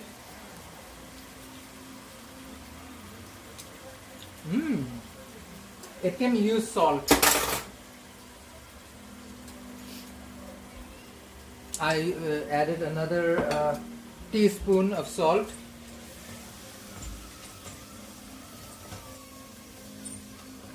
Tastes amazing, amazing. After we roast it, we have 2 more ingredients to add. This is rose water and kevra. This is screw pine essence. This is like the base of a Dhakaiya or like an old Dhaka style pulao. I live.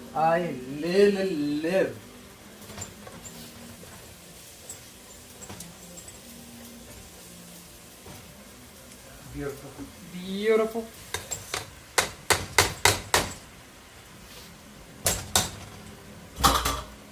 Added the ricey, bouillon powder, roughly 2 tablespoons.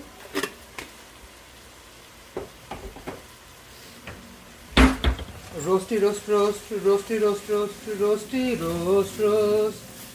Are you cooking it on one pot or the rice will be cooked on the side? Diva, it is one pot. One pot and go. Making life as easy as possible. because we are also making a meatball, which is the main dish. The rice will go as a side on the meatball.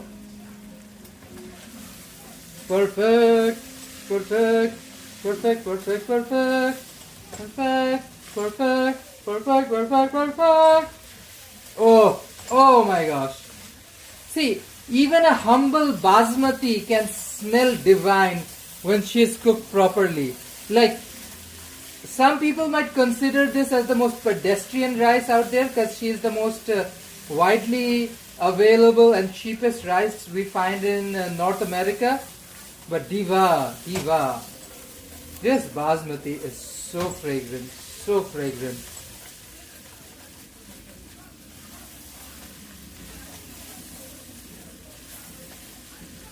Okay, it's literally started to stick in the bottom. That means it's getting ready. So here's the milk with saffron and safflower. A cup of it. Making sure no one is stuck in the bottom. I mean, who likes a sticky bottom, right, Diva? Nobody wants a sticky bottom. You want your bottom to come out clean and nice. So, you know what? To each their own. If somebody wants a sticky bottom, I'm not gonna shame them. But yeah, simple like this. Okay, now we're gonna add golap and kevra. So rose water, roughly a tablespoon. Kevra, roughly a tablespoon as well. Mixy mix, mixy mix. This is aromatic essence is the foundation of the flavor that gives it such a distinct Bangladeshi flavor. Nick, why are you laughing, Nick? Did I say something that was funny? I have no idea what. I don't know why Nick is laughing, Diva. Okay, we have 1 cup of milk, so this is 2 cups. So 1 cup of water. So 1 cup of milk, 5 cups of water for 3 cups of rice. 1, 2, 3, 4, 5, and this is the last one, 6.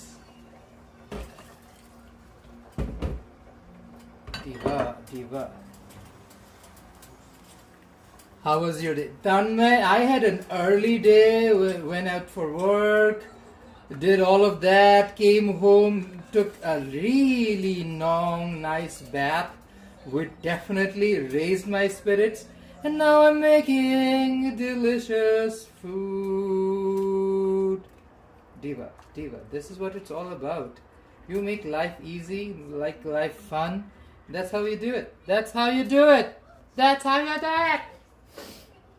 Now my challenge is going to be how I'm going to show the airy fryer. Because the airy fryer is on this side. And my gimme ball is mounted on this side.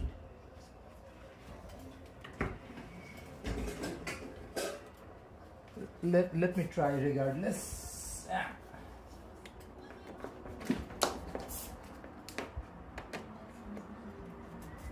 Okay, air fryer is fine. I need to now make my meaty meatballs before I put them in the airy air fryer. Okay, and as far as this rice is concerned, Diva, we're gonna let her come to a boil, and she will be done in like 20 minutes because we used boiled water. No need to cover the hole either. Usually that's what we do. Here goes, 20 minutes by the clock. Okay, she's already getting steamed.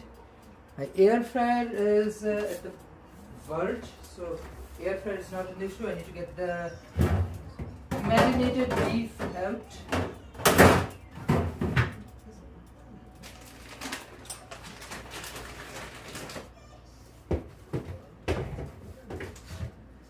And let's quickly roll some meaty meat balls. Okay, I need to clear my throat and my nose again.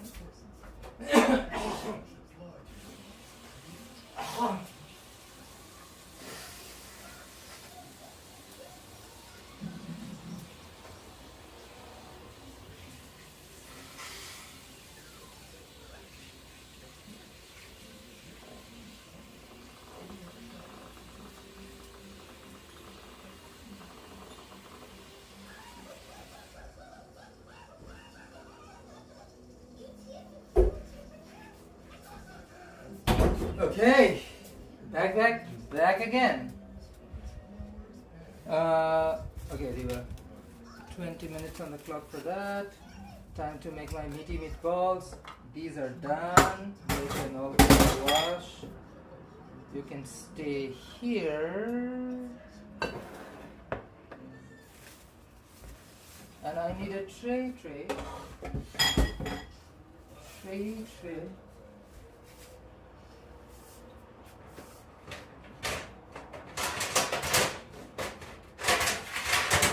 To put my meaty meatballs. Deva, we don't want things to stick, so we're gonna add a tiny bit of this oil on the tray and spread it across the tray so that the meatballs don't stick to the tray.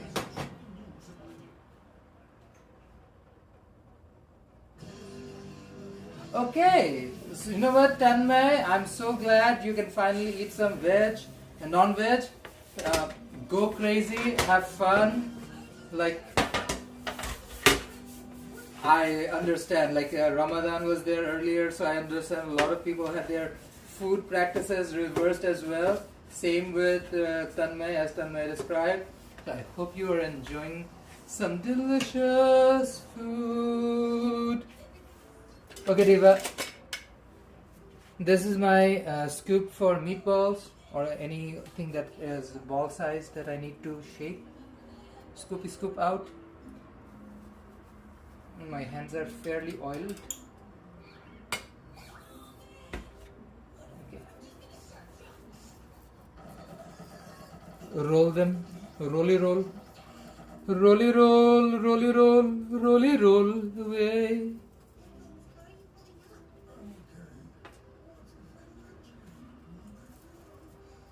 So we'll make a quick batch, put it in the oven, and then we will get ready for the stir fry process. It won't take too long to get the finished product, but like making the meatballs, frying them up on an air fryer, that's the part that's actually gonna take some time. Other than that, it's very easy to do this one, Diva. It's like just a matter of prep and getting done. If you want, you can also try the same recipe and make it vegetarian. Imagine instead of meatballs, you can use potato, a mashed potato, and use like a spice blend you would use for aloo chaat or something, or like aloo tikki. Just roll it into little balls, do a breading, deep fry it, and you have like something similar, something a little bit more vegan friendly to try. So that way you can, if you don't want meats, you can try this for sure. Oh yeah, kofta. So Tanmay literally hit it on the nail. In Bangla we call this kofta as well. Well, I think Tanmay is saying that in Hindi, where like in all languages it has different names. Like in Bangla we call it kofta as well. Kofta is different from a kebab. Kofta is a round ball and kebab is like on a skewers or an elongated shape. That's fun, Tanmay. What I'm old school. I like it. I like it old school style. That's why, hence I do it this way. But as long as you're enjoying what you're doing, that's what it matters. It's like good food is good food. If you're enjoying yourself while you make good food, oh my gosh. Like, trust me when I say this, Diva, it's not gonna take us like a full 10 minutes to finish up this food. Like whatever is in a plate, it's gonna be gone. We love this kind of food, homemade, delicious food, and the kind of flavor profile Jerome and I both enjoy. That's what we're getting. And that also tells you about like how a home process works. Like we see people in their lives, in their natural environment, making food at home. I love to do this thing, and since I live stream, I was like, you know what, I would rather stream things that I actually do in real life than pretending to do things that I'm not. Because life is too short, Diva. You need to be honest, you need to be real, you need to live life the way you want it, not somebody else wants it to be. And that's how it should be. It's your life, you do what you feel like doing. Today, I genuinely, like seriously, I genuinely wanted some chili meatballs. I haven't had this dish in years and years. Jerome brought me some delicious bell pepper. I showed the bell pepper earlier in the stream. I have some fresh cilantro as well, dhone pata. So fresh bell pepper, capsicum or dhone pata will be delicious with piyaj, red onions. Oh my gosh. And the sauce that we're gonna use is combination of chili sauce and soy sauce. That's a very Hakka way of doing it.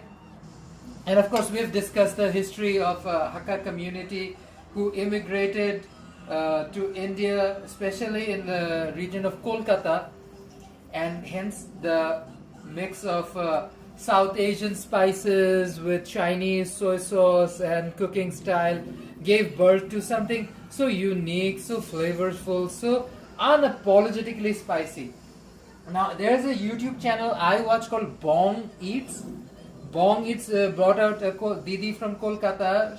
Her family is Indo-Chinese. So this is an Indian family in Kolkata with the roots, her heritage is Chinese.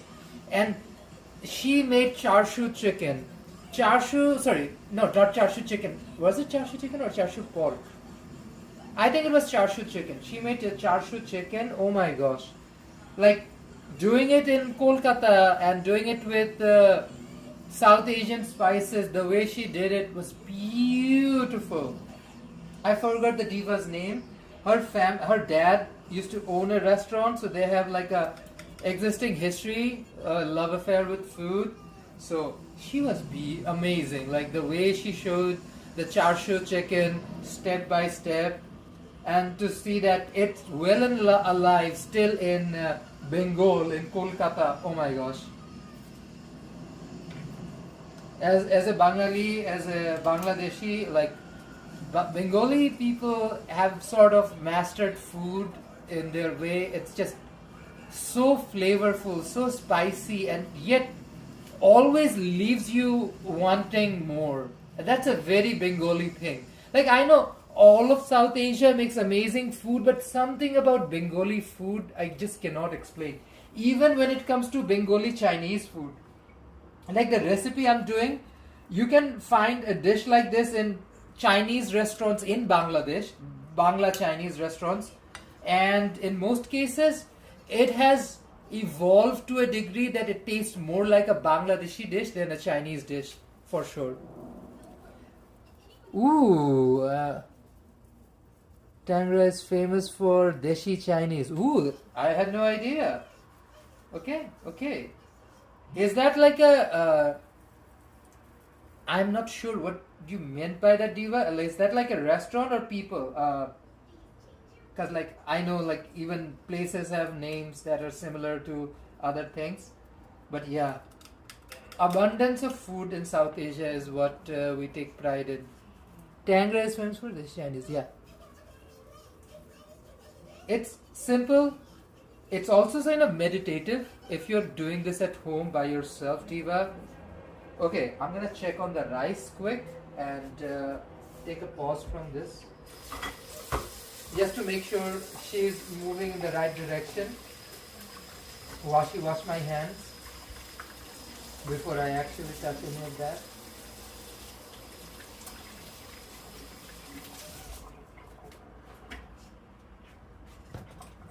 Oh, she is doing great. She is doing great. As Kris Jenner would say, she is doing amazing, sweetie. Okay. I was worried about it for a sec.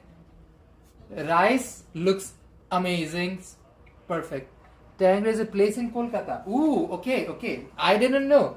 See, I've never been to Kolkata. My only experience in India has been in Agra and Delhi. And Agra was just a day, and Delhi for like half a week. So that was my only experience of India. I remember like Delhi is Connaught Place. What was it? I forgot the names already. It's been so many years. It's been a decade, more than a decade. There was Culinary Bazaar, which is an insane place. Probably one of the most insane places I've seen in the entire planet so far. Culinary Bazaar in New Delhi's Chandni Chowk. Oh wow. At some point in life, if I have the opportunity, I will be back. That is the kind of wild, incredible raw experience, and then you just think of that these markets existed for over 1,000 years, like history of like Mughals and Persians and Afghanis and Europeans and Chinese merchants and traders. Like I live. Old Delhi is almost like old Dhaka to me, so I live for that vibe. Okay, so Tanmay is giving us an idea of where this neighborhood is. It's a Chinatown of Kolkata called Tangra, which is in East Kolkata. Well, if I ever visit, I will obviously go down there for sure. Like, I love Chinese food in general, but the only thing in the world that is better than Chinese food is Indo-Chinese or Bangla Chinese, like fusion Chinese food with South Asian spices or South Asian flavors. I live for that. And that's the kind of experience you want in life, like a good flavor profile that really you think about it, you contemplate it for a second, because that's how good the food is. Like there's still dishes that I've tried in like Bali, Indonesia, for instance. I constantly think about those flavor profiles. So they have something called bebek. Bebek is duck in Balinese or Hindu language. So in Indonesia and in Bali, they call duck bebek. Bebek goreng, or like duck fry served with rice, sambal chili sauce. Oh my gosh, it's just perfection in a plate. I still think about that plate of food. Remember the bebek we had in Bali? I mean, insane. Oh, it was tasty. My husband remembers babi. Babi means pork, and that is the only. Bebek though at Nusa Dua, the big fancy beach. Oh yeah, Nusa Dua had babi. We had babi in Nusa Dua. I don't remember. Babi, we had bebek in Nusa Dua, duck. Nusa Dua was just an afternoon, so I don't remember much like of our it. driver spoiled us with that meal at the Oh, yeah. end of our trip. Our driver is Harry Gunwan. Ooh. Old It is school awesome. hidden space that only the locals know. Oh yeah. And he spoiled us. Okay, my rice, let's have a look at her. Almost ready. So she needs another 5 minutes to rest, and then she'll be completely done. Let me get my air fryer ready. So let's do a bake setting,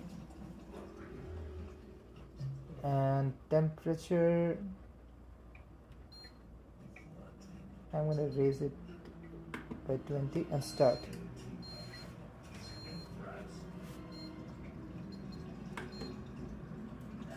So my air fryer is preheating. I'm not gonna do like adhesive, like not adhesive, what's it called? Aerosol spray on her. This is just meatball. So what I would like to do is probably dab a little bit of this ghee and oil mix that I had from earlier. And I'm gonna take a little brushy brush. So once the preheating is done, I'm just gonna quickly do a little brushy brush on the racky rack and then place all the meatballs and just bake them quick. And then prepare the second batch in the meantime. Once my meatballs are ready, then I can like do the stir fry and have it all prepared. Now once the meatball is in and I finish this batch, then I'm gonna make the stir fry sauce, which is very simple. It's ketchup, chili sauce, sambal, soy sauce, and I'm gonna add a little bit of this South Indian insanely spicy chili chicken masala. Like I've never used this company and this spice before. Whoa, it was so mind-blowingly spicy. I had to take the South Indian spice down to my Bangladeshi levels, and I added like sugar to it. Well, you know what? At least they were unapologetic. Oh yeah, that's the thing. I'm happy they stayed true to their origins and gave them unapologetic flavor. Because the minute they kind of dose it down, it doesn't have the same flavor. Like, look at these meatballs. I didn't really add any food coloring or anything. This is all the chili from this chili mix. Like the meatball literally looks red. I don't know if the color is coming through the camera or not. Yeah. Well, no, it's not going to be as spicy because I added sugar to calm it down. Just waiting for the air fryer to heat up.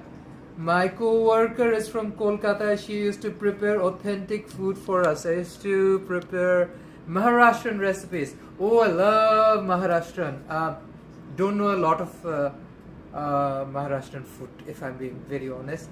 Dal bati churma. I don't know if that's Rajasthani or Maharashtrian. I had that. And dhokla is Gujarati, so dhokla is not Maharashtrian. I had that too. I am not sure all the dishes from Maharashtra. I know one thing, people in Mumbai, Bombay, folks in Goa, just like Bengalis on the other coast, like us, and Kerala and Orissa, Chennai, they also eat like a lot of fish. Now fish is what really separates Bengal from a lot of its neighbors all around, especially our northern neighbors. But yeah, we love fish. We love fish. And any excuse to try good fish, a Bengali will never leave that opportunity. My rice smells incredible. 2 more minutes till I can take the heat off and do a little shuffle so you guys can see exactly what she looks like. I'm so happy. I'm so happy. Like my side dish is already ready.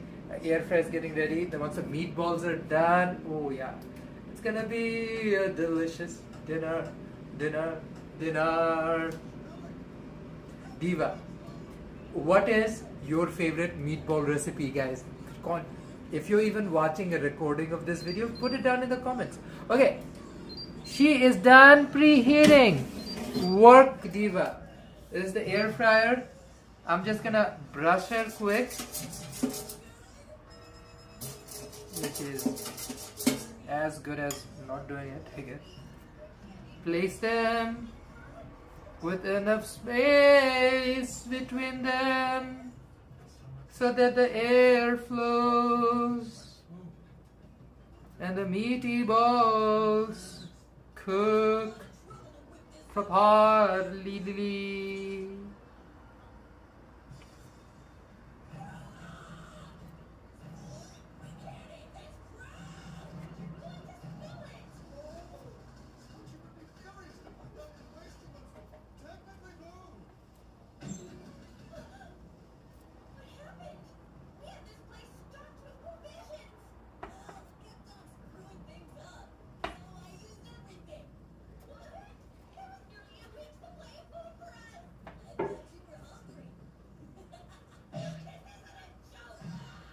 Okay, look at this tray. I'll just put in my meatball in my airy fryer and let her bake. Let her bake, let her bake. Now another batch I need to make. Oh, before I do that, my ricey rice is done, Diva. Let's show you guys the rice. Do a little flippy flip. Make sure she doesn't go mush. Because if you leave her steaming for too long, she will Go down to Moosh. Dal bati is Rajasthani or little chokra is Bihari. Similar dishes, completely different preparations. Both are mind-blowing. Agreed. Agreed. If you want folks to get an idea of some of your Maharashtrian dishes, Tanmay, feel free to put it in the chat. I know a lot of our community people would love to go out and try some of these amazing dishes themselves. Look at this, look at this. Here's the skinny dead chili. She exists somewhere in this plane of existence. I'm just gonna pull them out uno by uno. Like the flavor bomb of it all. Like that's what it's all about, the flavor. Like Bengali rice is so flavorful compared to any other rice I've tasted. Oh, oh, oh, oh, oh, oh, oh, oh, she is beautiful. Oh my gosh, oh my gosh, oh my gosh. This rice, divine. Divine. I'm gonna take her off the heat, put her somewhere away from the flames by my window where she can calm down and cool. Like diva, look at this ricey rice. Oh my gosh, smells incredible. Let's do a taste test quick. I really want to give a taste test.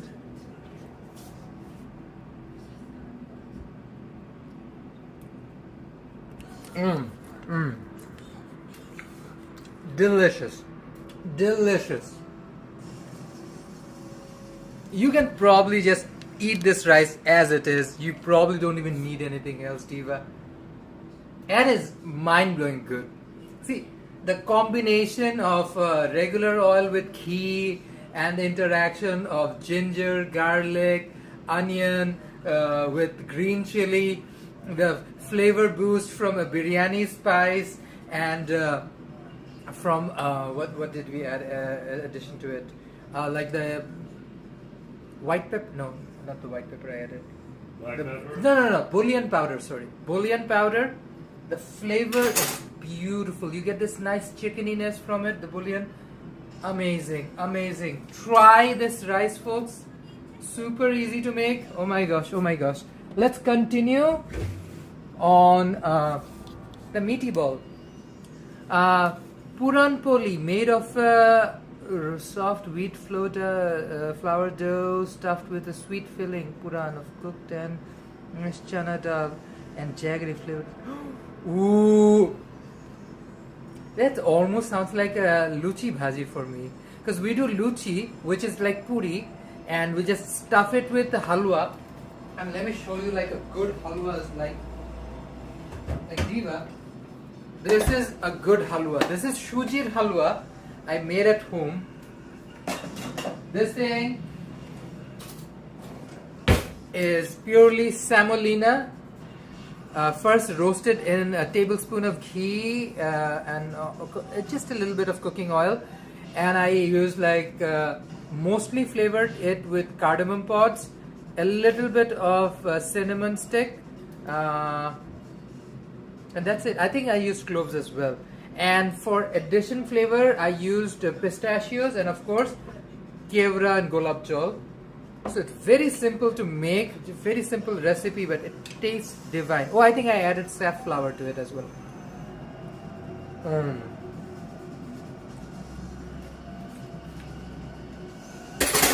Good food, Diva, is good food. Like, making amazing food at home. Oh.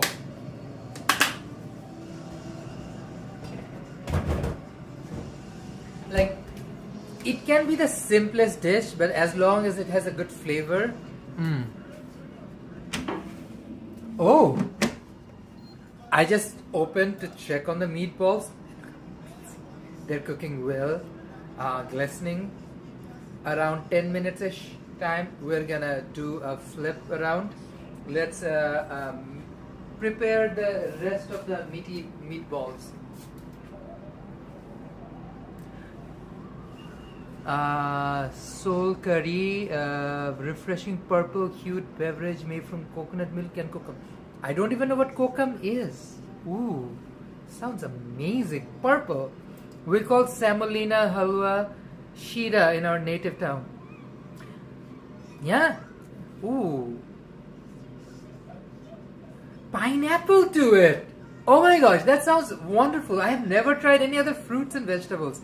So, the shira, we call it shujir halwa.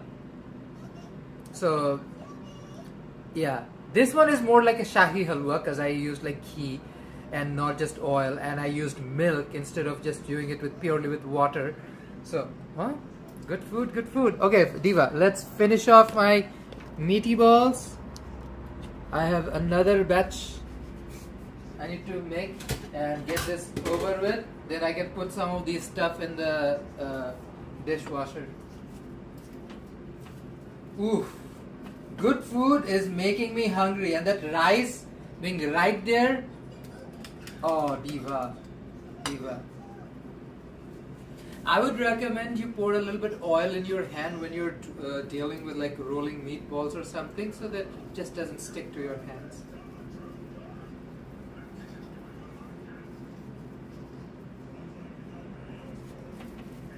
It is such a soft dough because we did not add anything extra, and we just keep believing in the integrity of the beef. So usually you would add like cheese or something to give it a little bit of a filler, and once the cheese melts or burns out, you get these nice air pockets. The same exact thing you can also get with a very fatty blend. If your beef ground or meat ground is really fatty, has a lot more fat content, it would also have that kind of like the kebabs in Manny's Kitchen? Oh yeah. Manny's Kitchen in West Vancouver. Diva, if you're in Metro Vancouver, Manny's Kitchen in West Vancouver is a must try. It is so good. Like, they do amazing burgers, and chicken wings are fabulous, but they're Persian food. Oh my gosh. Persian beef kebab. Oh wow. Yeah, people don't always get it, but it's huge and it's awesome. It is like $18, and you will be shocked. Why is it priced $18? Then you will get it, and you will see the portion size is enough for 2 adults. Like $18, but 2 adults can eat it. There's so much rice. There's like roasted tomatoes and potatoes and everything. Oh my gosh. Manny's Kitchen in West Vancouver, Diva. Check it out if folks are looking for a really nice beef kebab. Another good spot would be Al Habda. We have Babylon. Now, I would probably prefer Al Habda over anybody else in city of Vancouver, but there's plenty of good restaurants out here. I'm just talking about my favorite, but there's like really good restaurants out here. You guys definitely need to check out. Nowadays, because of the economy, not a lot of people are going out to eat, including us, and we see the repercussion in the restaurant sector. A lot of restaurants in Vancouver, unfortunately, have shuttered in the last couple of months. It is heartbreaking to see your favorites like Gringos shut their door. I mean, things you do not expect to happen. Like when we moved here, Gringos was like the vibe in place. We were both like, Jerome and I was like so looking forward to. The news of Gringos closing is definitely heartbreaking. I know a bunch of people in our community and our friend group reached out to us and were like, oh, did you guys hear? And they were like, yeah, because they knew we both love Gringos so much. If we had leftover veggies, we make peel pita, wheat sour, sorghum, pearl millet, bajra, gunflower. Oh wow! I have no idea. See, this is the thing. This culture is not that far away from us. They are like literally 1,500 kilometers away or 2,000 kilometers away, but we do not have any clue about this food.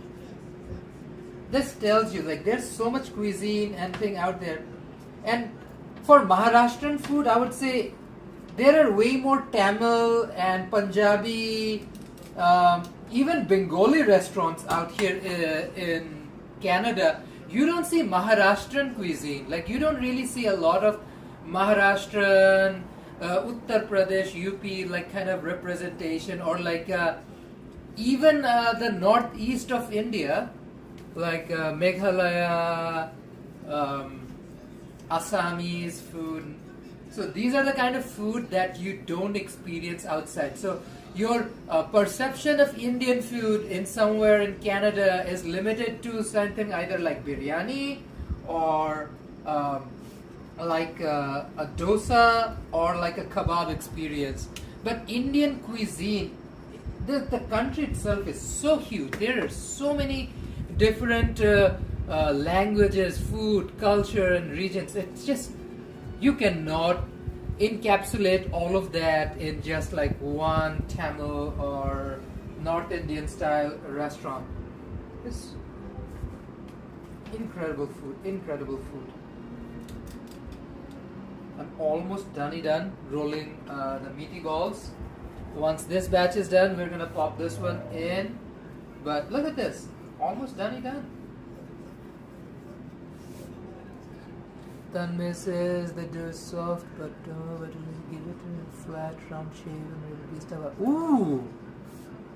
Tanmay, you're just getting me hungrier. I'm making food, the food itself is making me hungry, and Tanmay's description of all of these delicious food is just getting me hungrier. Diva.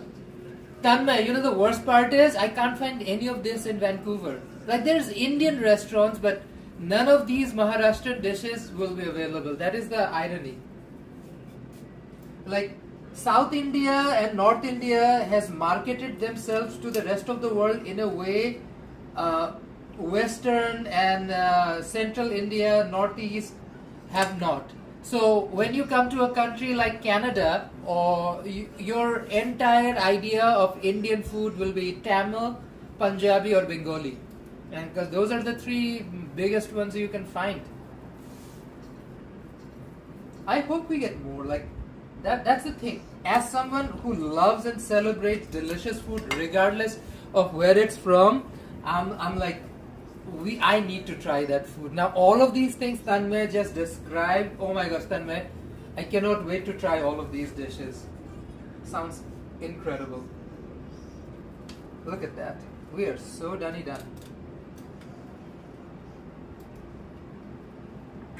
Even the other batch is almost done.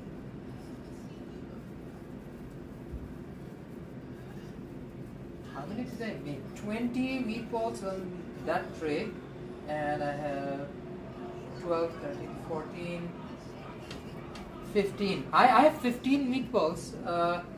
So 15 and 20, so that's 35. 35 meatballs. Nice, not bad. And I already cooked like a batch of noodles with some of the ground beef, so it wasn't even like a full tray of beef. So with a full tray, I assume you can make like a good 20 meatballs easily, at least, if not more.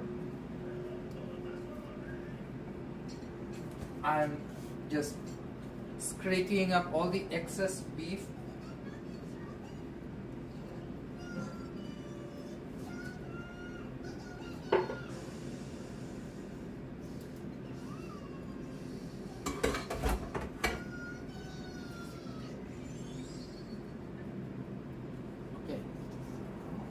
Done.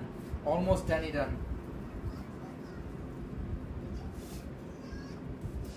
Okay, let us wash my handy now.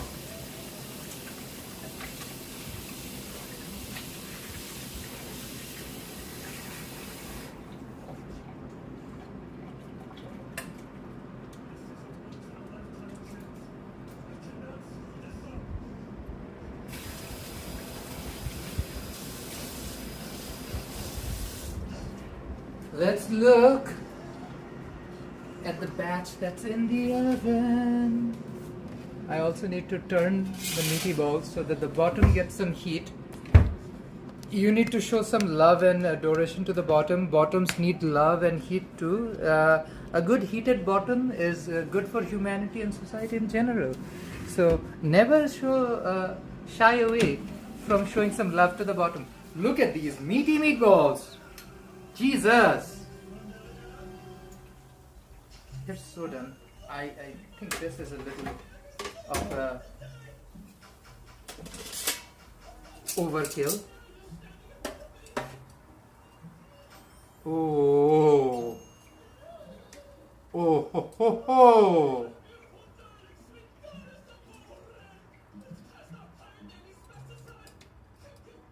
Look at these meatballs. They're beautiful. I'm just flipping them. They're just propped up so nice. Cam, welcome, welcome. How's it going, Cam? We're just talking about brown people food. The best kind of food in the world. I refuse to believe any other way. Like, there's good food everywhere, but yeah, we brown people make good food. So welcome. I'm making chili meatballs with beef. And I just made a nice pulao, Bangladeshi style. Well, not necessarily, Diva. It's a lot more me than a lot Bangladesh. Oh, I live. Like, this is the thing. That entire batch is done. This one's gonna be done soon. And I have all the food I wanted to cook almost done. Once these meatballs are done, I'm just gonna fire up my wok. And Diva, we're gonna stir fry. Before I do that, I need to make a stir fry sauce and put some of these darn ass dishes in the sink. How long before Jerome shows up for the meatballs? Now, Nick, my husband doesn't sneak around the kitchen at all. My husband never comes looking for food. These are raw meatballs. Show them the puppy eyes. I'm hungry. Come here. Show them puppy eyes. I'm hungry. Oh, Hare. Poor husband. He's hungry. Diva. I would be hovering around too. Tanmay agrees. He would be hovering around. Have you ever eaten elephant foot yam? It's a vegetarian dish that textured like the fish fry. I have never heard of it, Tanmay. That sounds incredible. See, you meet people from around the world. Your horizons expand. There's so much good food in the world. Tanmay, thank you so much. You're expanding my horizon, Diva. Okay. Before I do anything else, I'm gonna wash some dishes, because while I wait for my thing to be done, I need to get rid of some of these dishes. I'm just gonna put these in my dishwasher. Diva. Good food takes so much freaking effort. That is the one thing about good food. And you know what part really pisses me off? It's not the actual cooking part, it's the freaking dishwashing part. Ugh. Like, I would do written contracts with people where, like, I will feed you, you wash dish, I will feed you food. That should be a common contract. Like, bring back barter system. Like, imagine someone in Vancouver who's hungry right now would be like, I wish I could get some freaking free food. And I'm like, I wish I had somebody who washed dishes for me. These are called mutually beneficial things. Mutually beneficial. So, who knows? If we can have Uber and Lyft and all of that, I'm pretty sure that there will be a point we will have apps where people will come and do chores for you in exchange for good food. Jerome will be back in 3 minutes, I bet, lol. Diva, I mean, this community has been watching us for a bit. You guys know my husband, Forestwood. You guys know what's gonna happen. Like, the rice is already ready. My first batch of meatball is 45 seconds away from being done.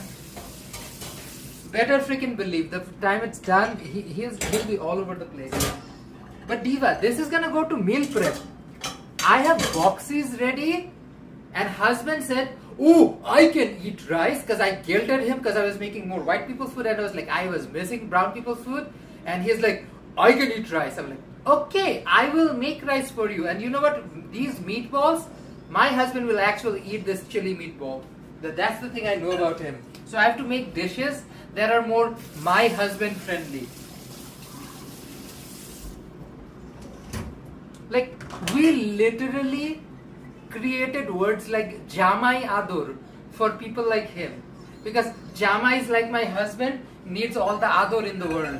Adur means care and compassion. So I'm not beyond spoiling husband with delicious food.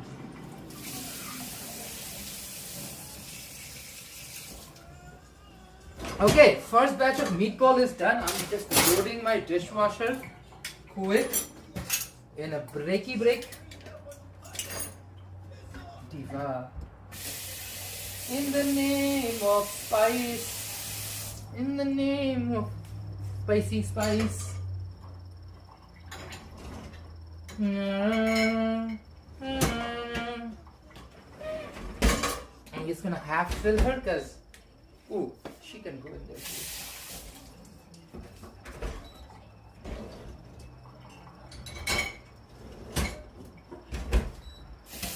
Okay, Diva, let me show you guys. I'm gonna wash my hands today.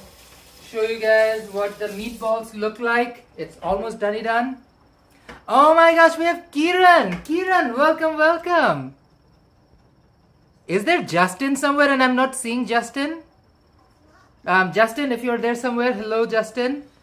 When is the packet says chili chicken? It better have some chilies instead of red color. Tanmay, this biatch is spicy. Like, I've barely used like 1/3 of the packet. It is red, spicy. Diva, she be spicy. And here's my meaty meatball. You know what real treasure lies is under the rack of the meatball. This is literal beef juice and beef fat, which I will extract. I will use a coffee filter and strain out just the oil from whatever organic material is from there. And you know what that becomes? You get delicious beef oil that can become like mouth-watering biryani. Like, you can fry your tortillas with it. It gets this beautiful beefy flavor. If you're making like a beef kebab or a beef paratha, I would say you can knead the dough with this beef. Gets a nice, lovely red color. Let me get a bowly bowl and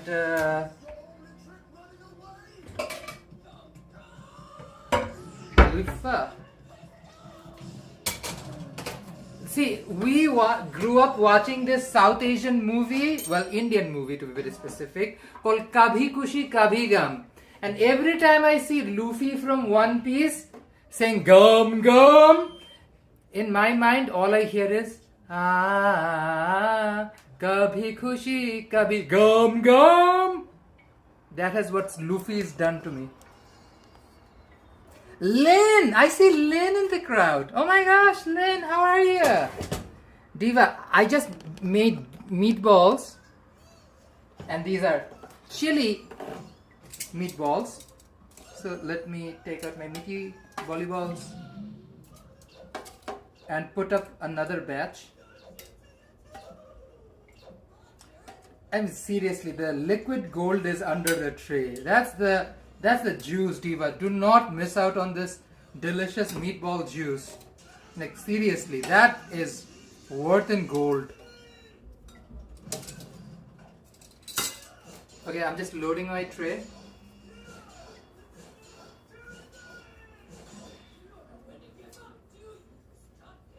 This is beauty. Takes 20 minutes. Not a long time. Delicious meatballs. And now that my meatballs are almost done, once this batch is done, we can do the stir fry. So we have onion, bell pepper, all of the accoutrement ready. All I need to do is make the stir fry sauce. So this goes in the oven, Diva, 20 minutes at 360.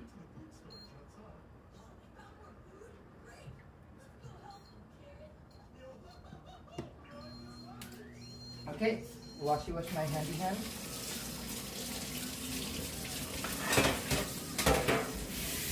Wash the tray.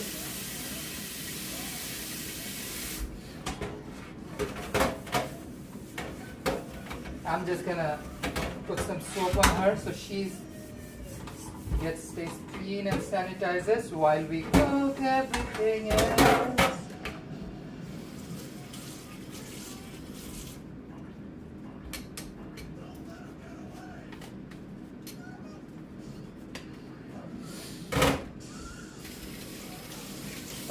Okay, time to make my stir fry sauce.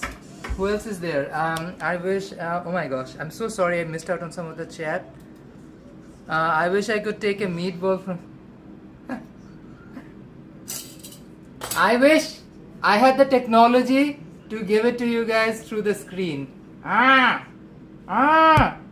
Doesn't go through the screen. Oh, thank you, Lynn. Appreciate your kind words. Let's set up as high so Asif can start a restaurant soon. Please do.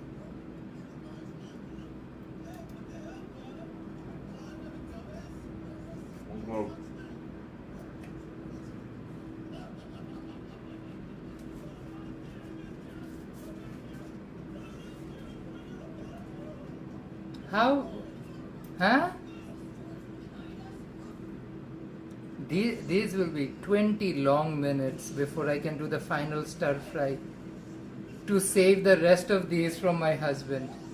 Diva, this is not a species, but think of these meatballs as the most endangered species in this home. No, you're not getting more.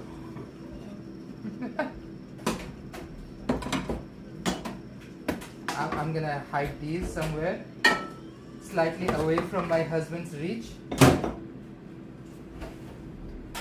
they're a little spicy. I know they're spicy. I love it. And we got it from where? Thurga. Yeah, got it From a Sunset on reliable, Fraser. sensible Sunset neighborhood. grocery store. Yeah. Okay, Diva, while we wait for everything else, let's make our stir fry sauce.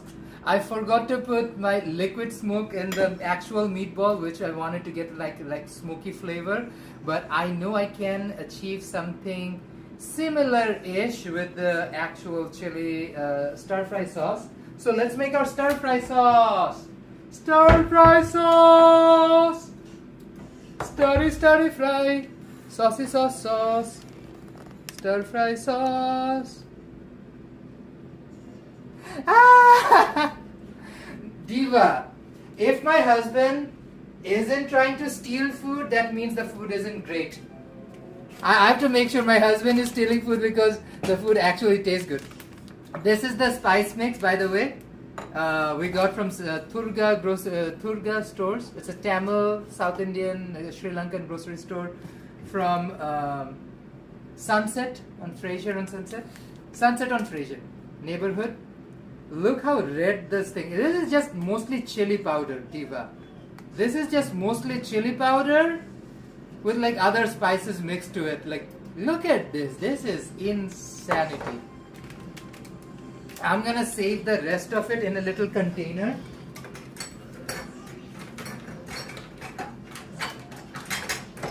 I have this little container. I love little mason jars. I love storing spices on little mason jars as well. I think, I don't know, something about cute stuff, because these jars are so cute.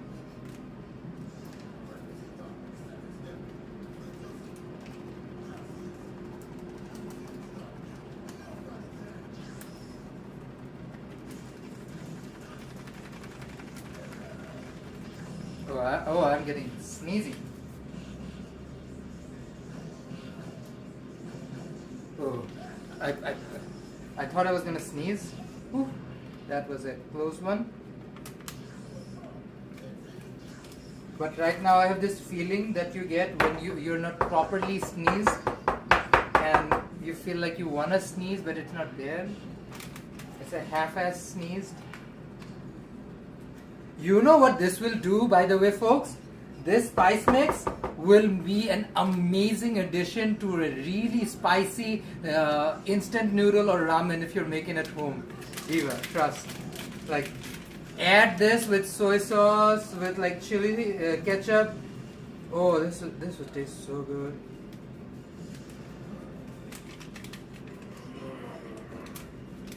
Now let me put it down. This is the little jar of spices. Yeah. I live. Where's my freaking marker? I need to find my marker. This is chili chicken powder. One thing though, it is a very what's the word I'm looking for to describe it? It's a very blunt flavor, and I feel like you need to make it a little bit more lively by adding other spices to it. So let's do a little bit of a spice blend to her. So first thing first, where is she? Other side. Black pepper. Blacky pepper. I would say drop half a tablespoon. MSG, roughly 1 tablespoon.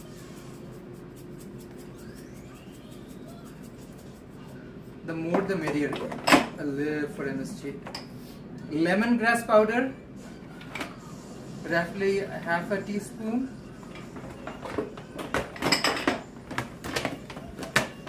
And nutmeg, jaggery powder. So this is jaggery powder, gur.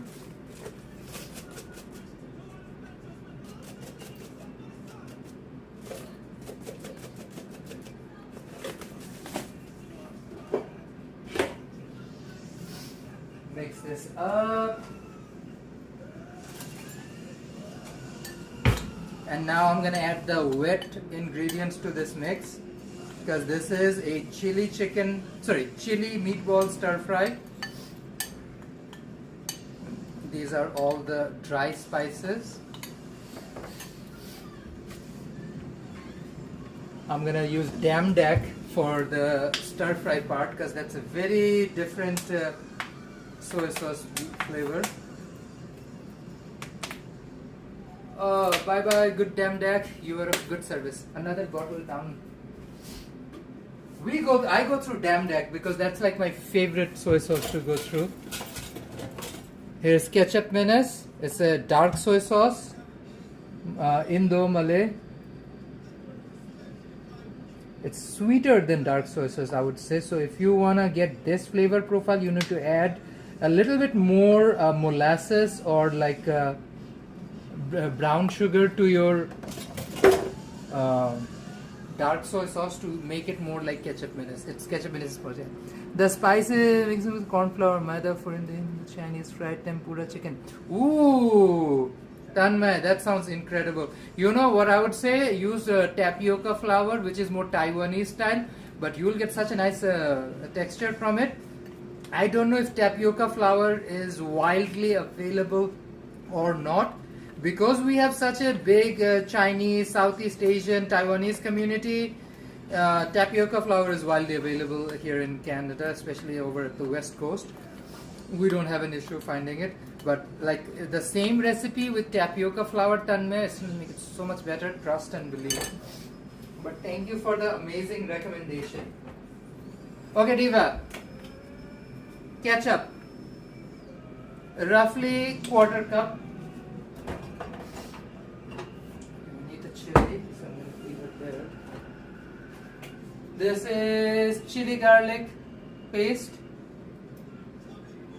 You can inversely use sambal. I'm using 2 tablespoons of this. Let's mix these. These are the base spices we're using. I think I have tamarind. I want to add a little bit of tamarind, gets you a little tanginess. So this is tamarind paste or tamarind concentrate. Roughly 2 tablespoons of tamarind.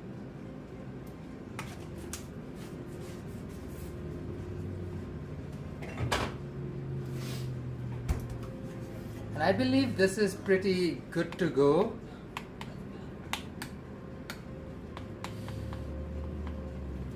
Like I added enough spiciness, enough tang, and before I use the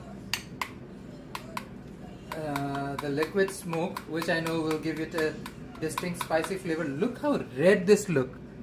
See how red this flavor is? And most of the spices coming from the chili pack. Diva, it is red hot spicy. Ooh, ooh. You got the chili, you got the pepper, you got lemon grassiness in the back, the soy sauce mixing up with.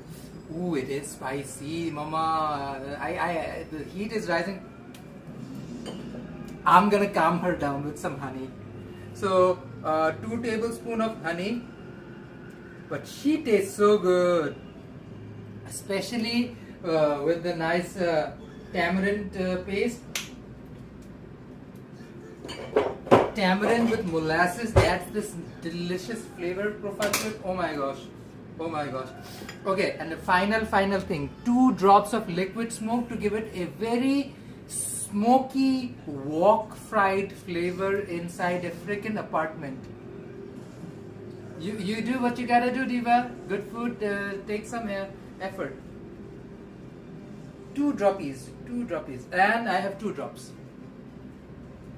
It's barely, it's a very strong flavoring agent. You do not need a lot. Trust and believe, Diva, you need very little of this. It's a very strong flavoring agent. Mixy mix. Oh, you can smell the smokiness. Like it is now smoky.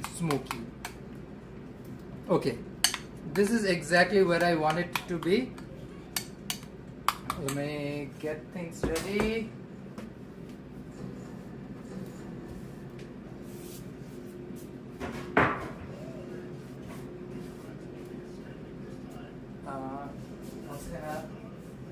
Blow my nose because it feels it's drippy with all the spice I've been smelling.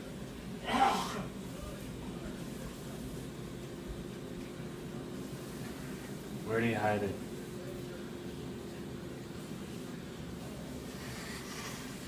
Oh man, where do you put it? I'm blowing nose.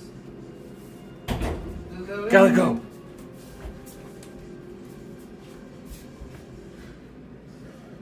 Husbands, Diva. If you are a person who happens to have a husband in your life, I empathize with you. I feel your pain. If you are a single diva, bullet dodged. My gosh. What? I know exactly what to say to trigger him. Look at that.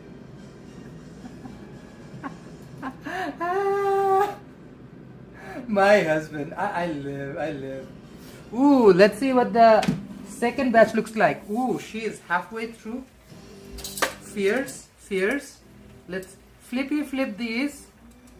Ooh, diva, delicious meatballs. Okay, this flippy flip, we're almost there. Almost time to stir fry. The most important thing is actually under the meatballs, which is my delicious liquid gold. That's called meatball juice. And this batch will be spicy. You can literally fry parathas with this thing. You can make like a really fatty dough with it. Especially, let's say, if you're making like a meat pie crust and you want like a very fatty dough, this is perfect. This is perfect. This is perfect. First people say, you need to respect. Diva. What can I say? What can I do? Let's get our wok ready. Oh, I forgot. I used up all of my ginger garlic. So I actually need to do fresh ginger garlic. So let's do some ginger and garlic. My choppy board is here.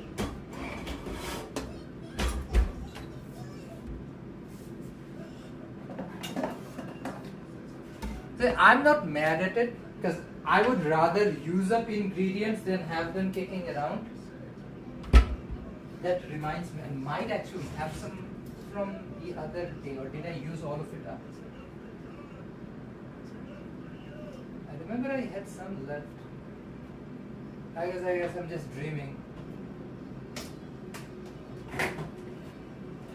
I thought I had some like ginger garlic chopped up left somewhere. Diva, you do what you gotta do. You do what you gotta do. As simple as that. So, head of garlic. Place her down.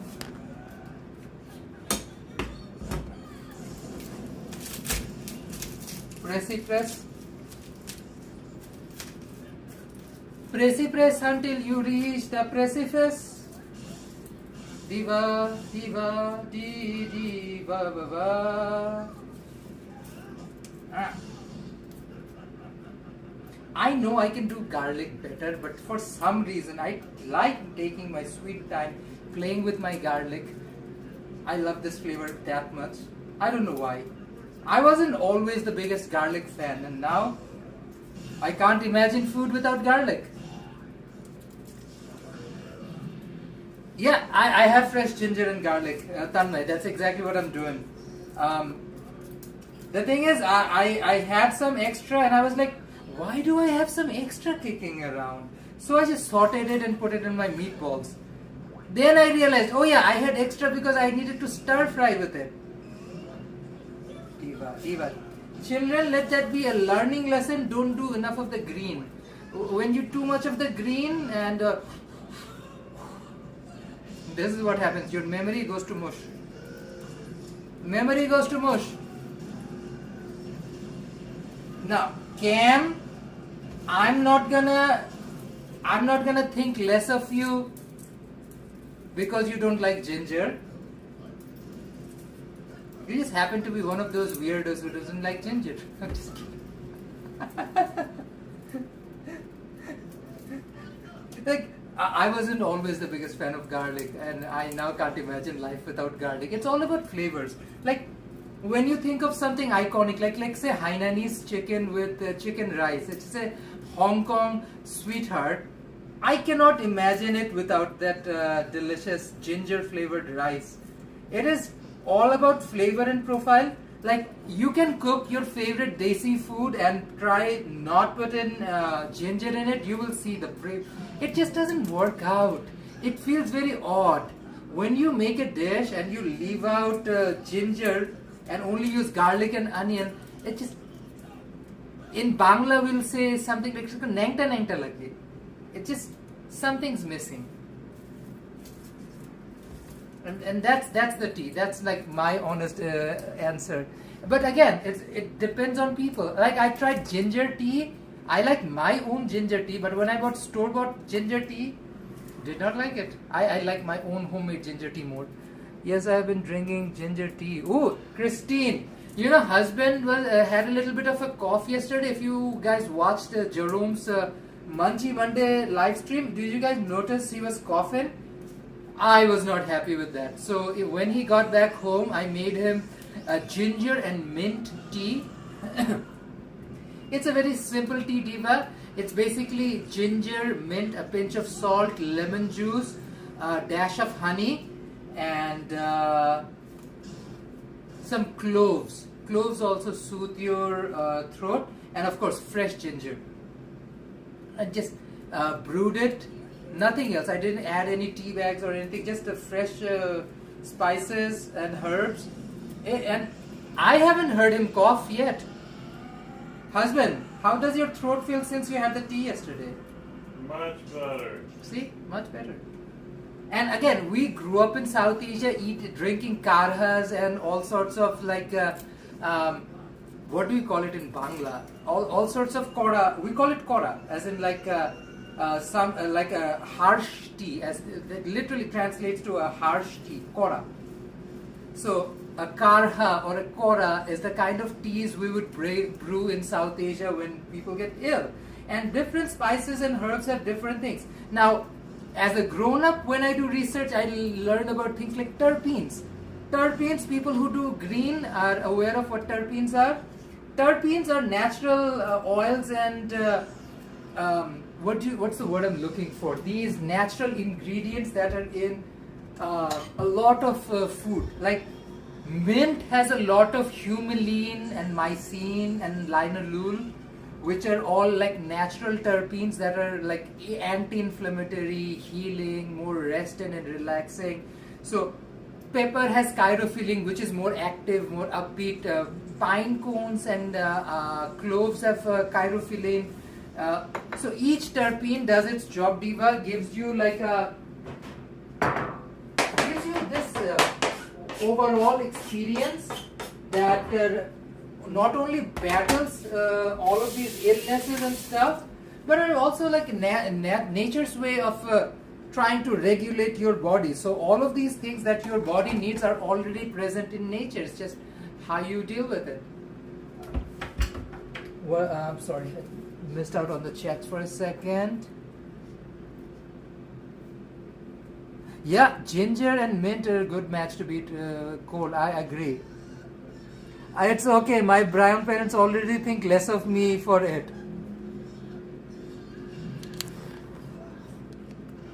See, your brown parents may or may not have a legit reason to. I'm just kidding. I'm just kidding. Your brown parents think less of you because you don't like ginger, which I feel like is not that big of a deal. My brown parents dislike me because I'm a homosexual. I would rather brown parents are upset about ginger and not, you know, not a choice. Not a choice. We make tea using clove, black pepper, jaggery, cinnamon, mint, and lemongrass, ginger. Tanmay, that sounds fabulous. That lemongrass, especially. Now, I wish we could find a little bit of lemongrass because you don't need a lot of lemongrass. Lemongrass is widely available. I just don't use it because I just don't want to waste that much ingredient. But ooh, what a delicious, delicious herb. Oh my gosh, my second batch is almost over. Let's get this stir-fried rolling, Diva. I need to slice ginger and garlic, which I started to do at the very beginning of the stream and now I have to do again at the very end of the stream. Almost at the very end of the stream. But that's life. That is life. You deal with whatever cards you are dealt with, Diva. Okay, Irvin, I get it, you're done. Pudak rahe khushite like chulkaitese amar Irvin. Oh, hoye gese tomar meatball hoye gese. Chillaya মিয়াজটা খারাপ করতেছে আবার তাহলে থাম না আমি বুঝলাম তো তোমার মিটবল হয়ে শেষ হয়ে গেছে লাইক আমার কত শুনিবা লাগে এই কামটা শেষ করে মিটবলটা বাইর করতে diva no chill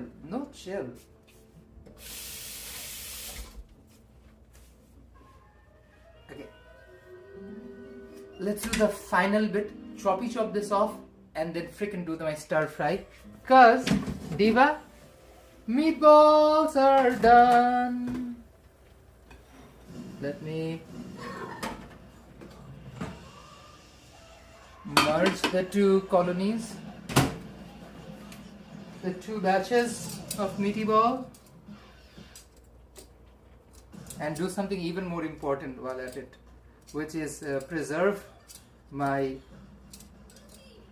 liquid gold, that is also known as meatball juice. Meatball juice, liquid gold, diva. I'm gonna tell you one thing. It smells insane inside my apartment right now. Like the flavor. Oh wow.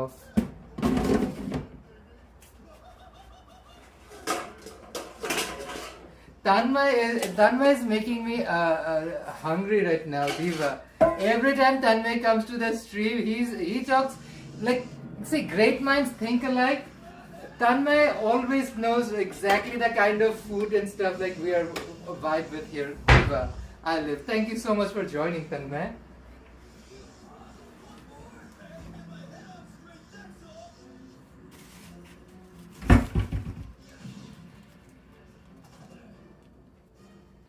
Let me show you, divas, a very important step of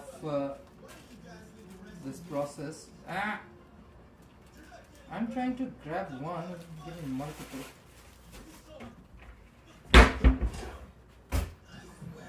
Oi, where are the rings? Where are the ringies?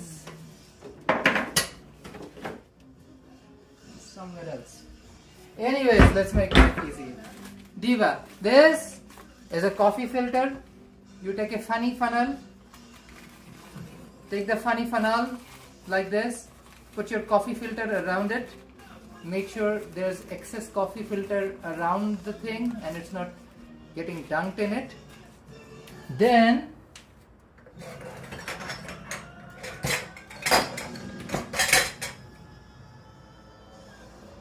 what should I use?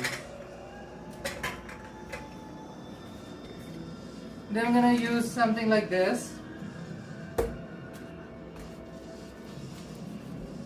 And now take all of this liquid gold, which is your meatball juice, from the bottom of your air fryer.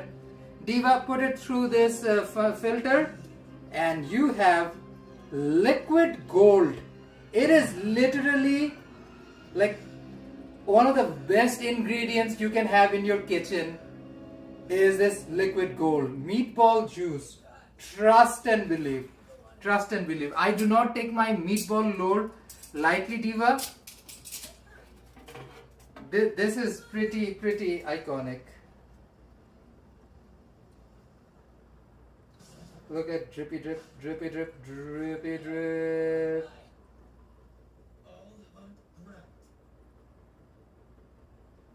So this is beef fat along with a lot of oils from the spices and the blends. So it's not just oil or just flavor, it's like a flavor bomb. I need to wash this, so I'm gonna do that in a hot second. I should actually do hot water and loosen it up right away.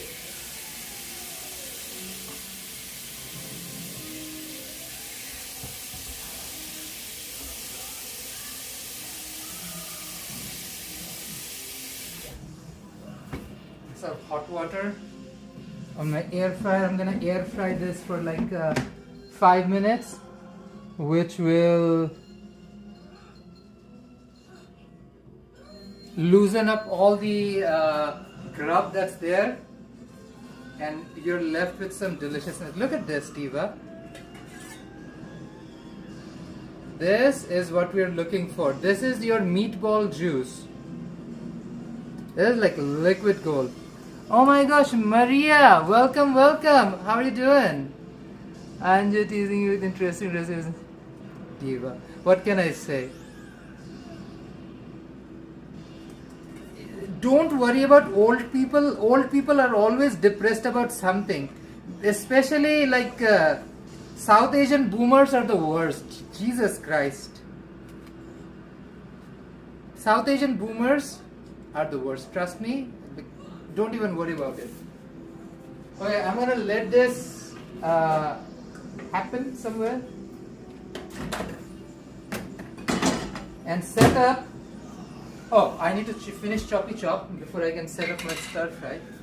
Look at these meatballs.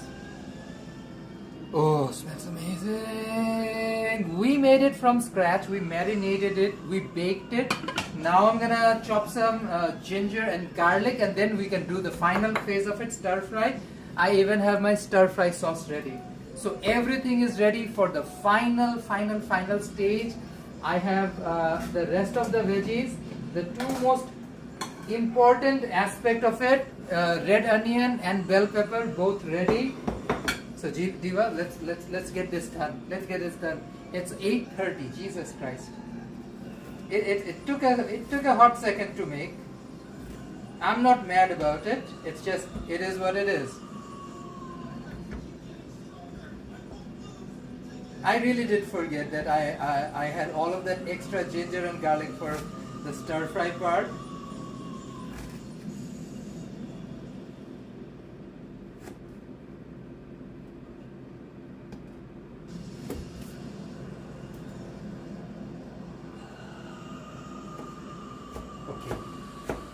But trust me when I say this, the flavor is going to be worth it. All of this extra hard work for some fresh ginger and garlic, trust me when I say this, it is so worth it. That fresh flavor hits hard. Like when the wok hits, like a fresh garlic, fresh ginger hits it, and this red onion or shallot, that smokiness. Oh, Diva, trust and believe, you want that smokiness in your life.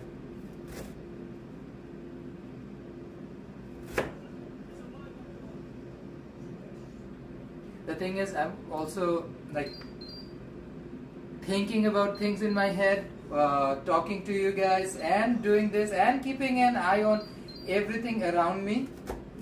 So I'm taking probably 3 times as long as I would by myself. That's why, like yesterday, I was so tired. I had a busy day. Then I came home and needed to do some cooking. I thought about live streaming, but I was like so tired, and I told Jerome, like even though I felt like it, I couldn't. So I just cooked by myself. Cooking is my happy place. Delicious food always makes me happy.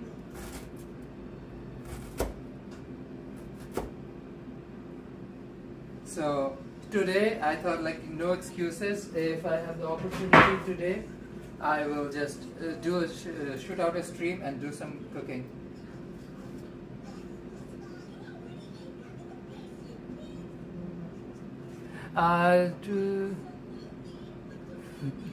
Oh yeah, Christine, tomorrow is Friday, so clucky cluck. Tomorrow won't be a community day because tomorrow is probably gonna be something a little bit more chill. Because this weekend we're doing David Lamb Park and Cherry Blossom Festival. We will shoot up the stream information when we are. Diva, if you are in town around that time, please show up to David Lamb Park and say hi if you guys meet us. We'll be at the Cherry Blossom Festival. Like, Vancouver looks freaking amazing right now, and the cherry trees are absolutely stunning. So I can't wait for the Cherry Blossom Festival. Asif, does the liquid gold congeal as a spice? Let me show you this. Thank you for asking, Tanmay.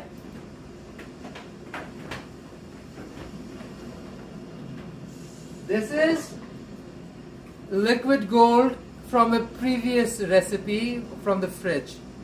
If you freeze it or keep it in the fridge in a really cold temperature, this can last for a while.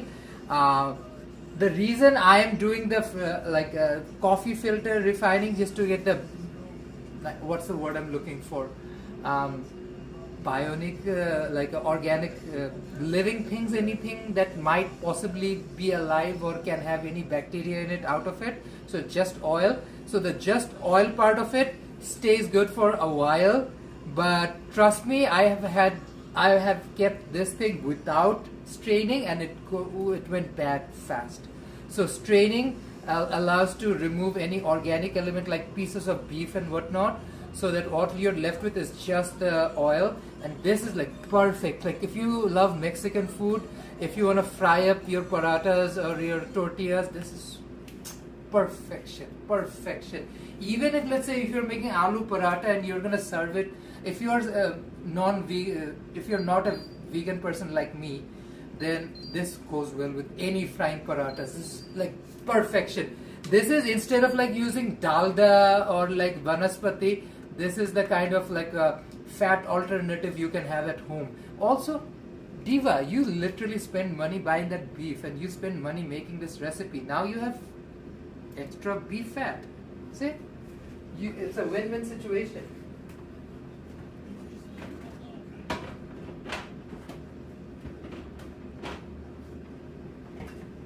Holy. Okay. Yeah, exactly, Christine. Lovely weather for sure. Like even today, it was a little interesting day because it was a mix of like rain and sunshine. So, Diva, if you guys are in Vancouver, please join us in David Lamb Park. We'll be celebrating Vancouver's Cherry Blossom Festival. We'll be there on Saturday, and if they're on Sunday, we'll be there on Sunday too. Is it a single day festival or it's a 2-day, husband? It's the 20th anniversary, so I think it might be longer. I'll double check right now. But I've seen them set up stage. Yeah, they're going to do it Saturday, May 2nd and Sunday, May 3rd, 11 a.m. to 5 p.m. So I guess we'll be there on the Saturday. May? Oh, wait. That's TJ. Husband, that's why I was Sorry, like, May. that was TJ Fast. Christine is saying, looking forward to seeing you and Jerome at the festival. Absolutely, Lynn. We are looking forward to the Cherry Blossom Festival as well. It's a lovely community event. It's just a lovely way for the Vancouverites to chill, have fun, and in these insane, crazy times we're living through, any excuse for people to relax. March 28th and 29th. I ate non-veg, start collecting some liquid gold. Tanmay, abso-freaking-lutely, yeah. Trust me when I say this, this is literally liquid gold. So good, so good. This oil is so good, such a high quality. I feel like America wants to make my kitchen the 52nd state. It's good. Nick is saying McDonald's used to fry their fries in beef tallow back in the days. But yeah, agree. That's why you go to Monzo. You know where Monzo is, Diva? It's at Canada, University of Canada West. Literally under Granville Bridge. Like under Granville Bridge. They fry their fries with beef tallow. Oh my gosh, Diva, it's so good. So good. Yeah, so let's review those too, right? Yeah. Blessings, everyone.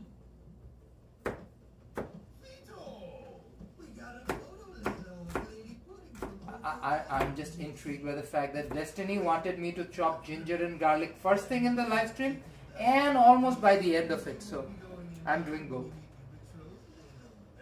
I was like, oh my gosh, why do I have so much extra? Oh wow. Let's just use it all in the beef. And then like, oh.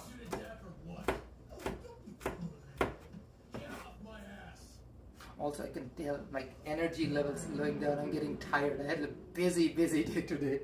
And then I came home and started cooking. Which is fine, Diva. But when you're like talking to a camera and cooking at the same time, takes a bit of energy. Oh, I can feel myself training, so yeah. I just realized.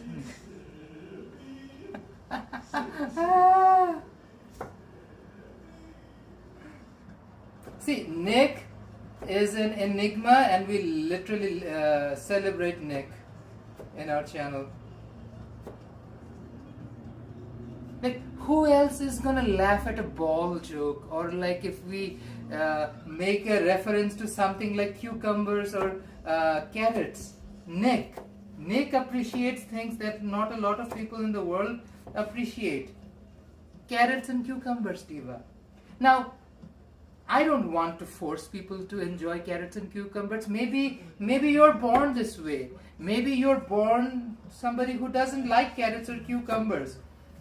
Maybe you're a lesbian. But Diva, we don't judge anybody. Everybody is awesome, and we celebrate everyone, Diva. Carrots and cucumbers alike. Then as everybody takes 3 times on stream. Oh, I wish. See, sometimes I do my prep before the stream when I have time. That way my stream doesn't take too long. Like I can be done with my cooking part early on. When I do prep and I talk to people, that's when it takes forever. That's when it literally takes forever. And just like that, Diva, the last of the garlic has been chopped. Let me put her in a container. And Jesus effing Christ. Let's go. Let's do the stir fry and finish this. Oh boy. Oh boy, boy. Boy.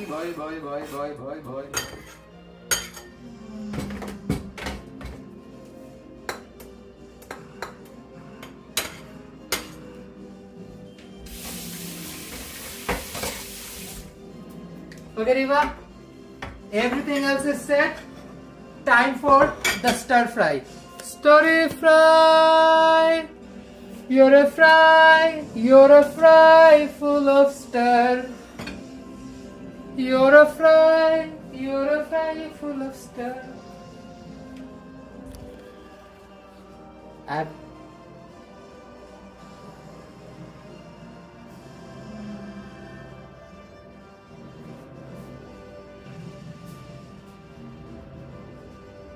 See what I deal with. That's like my everyday. Husbands, Diva, husbands. Honestly, Tanmay, not enough garlic, I would say.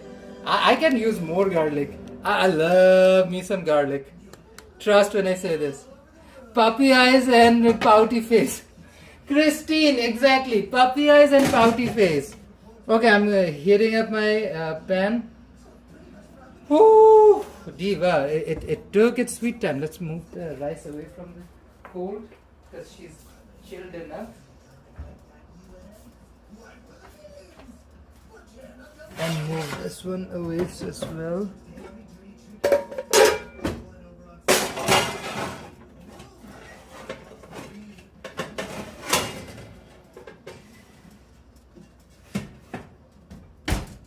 Okay. Diva, husbands, what can you do, Diva? Husbands.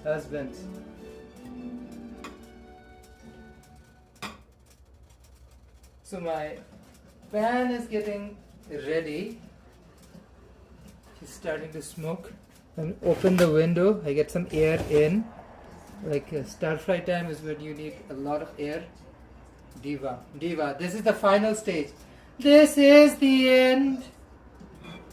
Close your eyes and heart.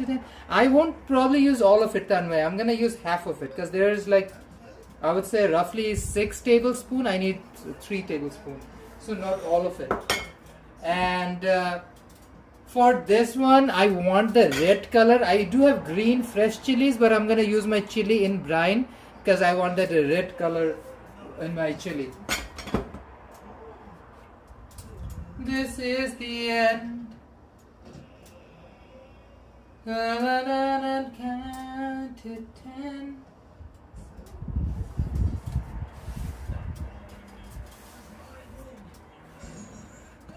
Oh, she's not hot yet. She's getting there. She's super close.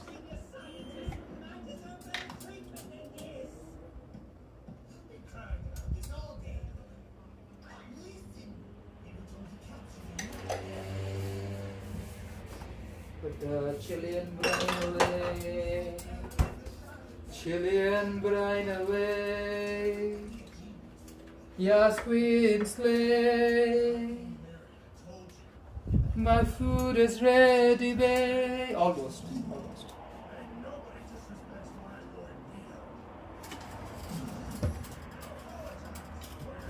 Getting my spatula ready.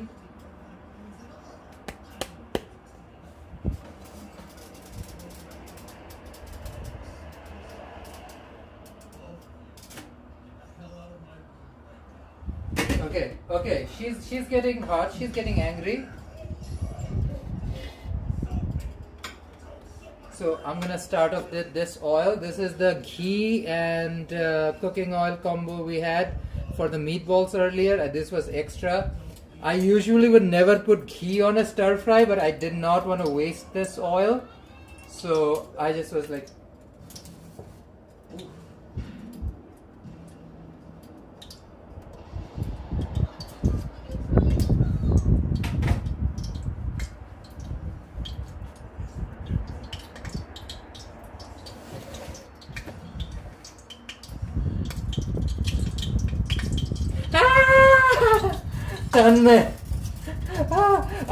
Jerome will get a chuckle out of that. But my husband knows better than that. He knows that if he is assigned a task, well, Diva, that will be the frightening story of the day.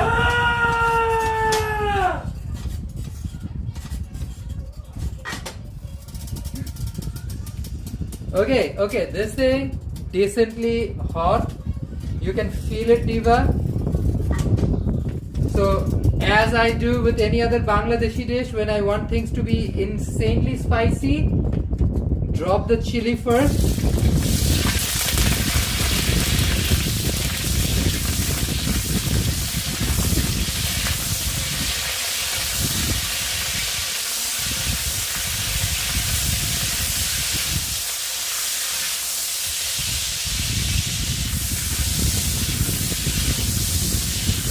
Now this essentially turns my oil into a chili oil.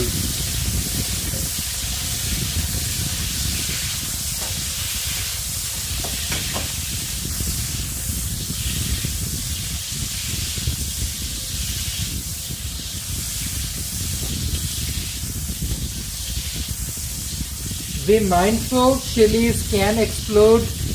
Projectiles may fly every direction. Be very careful and mindful of that. And keep your distance, Diva. Keep your distance. Ginger garlic cube, 3 tablespoons ish. So I'm leaving the rest.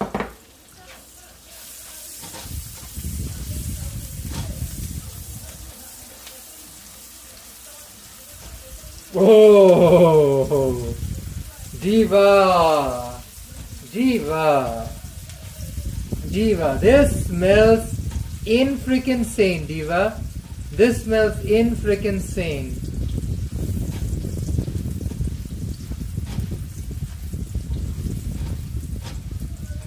Oh my gosh, oh my gosh, oh my gosh, oh my gosh, oh my gosh. And the chili with brine has a pickled, almost like a fermented flavor profile. Ooh! Chili and brine for the win. Smells insane, Diva.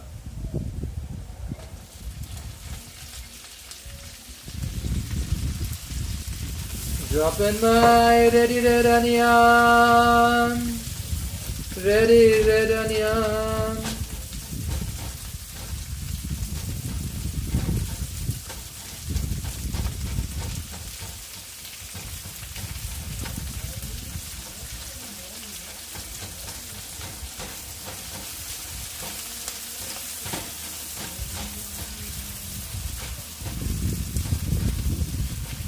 Yeah, I know Tanmay, but I think that is a little too spicy for the Canadian palate, Diva. Trust and believe. Even I have acclimatized to the Canadian way of life of not eating that spicy. That's why I try to do it more in my personal life. But what Tanmay says is just gonna make these chilies twice as spicy if you can split them in the middle. That's what my mom does. That's why her curries are like so freaking spicy.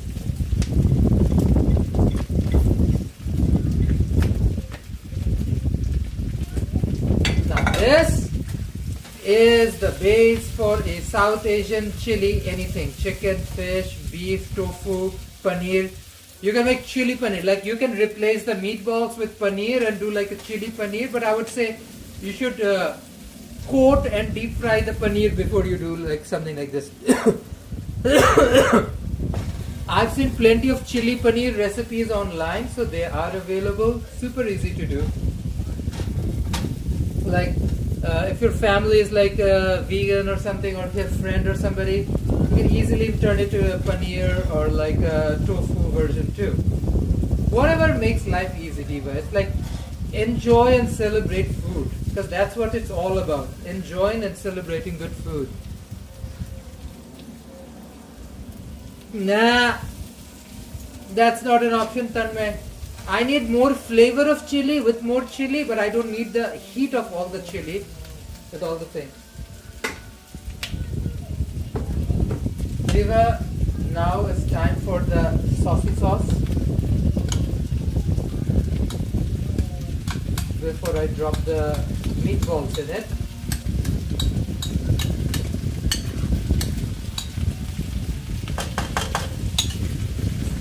I'm gonna add some boiling water.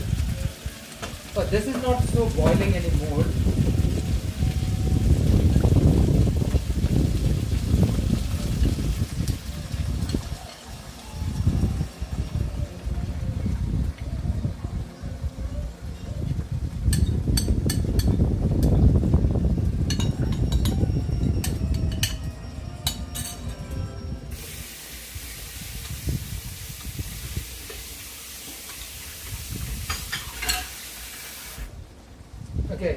Okay, this looks promising.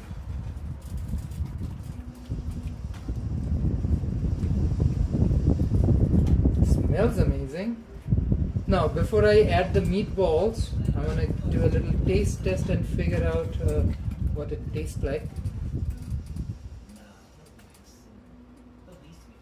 Yeah, soya chunks is a good option. We actually have those available in Canadian grocery stores too. So if somebody wants to replace these, soya chunks are an option. Let me do a tasty test. Ooh, ooh. It is so smoky and funky. Yeah, you can feel that drop of liquid smoke. It just added this crazy smokiness to the flavor, Diva. Oh my gosh, oh my gosh. Now time to dunk my meatballs.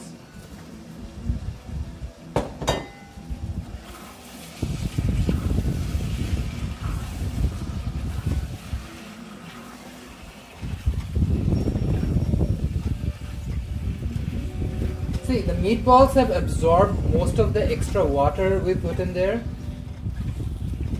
Oh ho ho ho ho! Oh ho ho ho! Diva, Diva! I'm gonna add some coriander,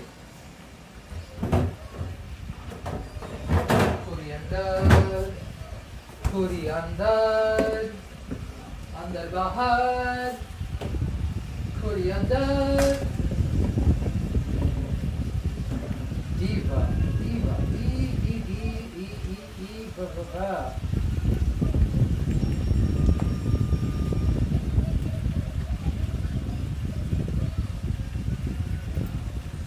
Okay, fresh coriander.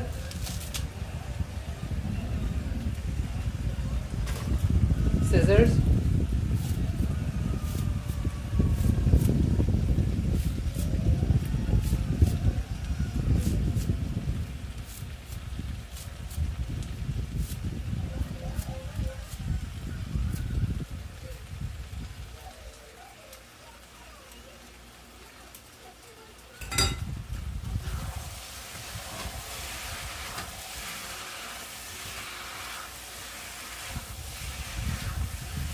Oh wow, See, when the smell in the room changes, you know your herbs have done their job. Diva, look at this spicy chili meatballs. Oh.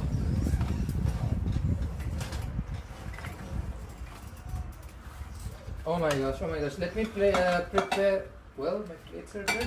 I have other plates. Husband, I'm making you a plate.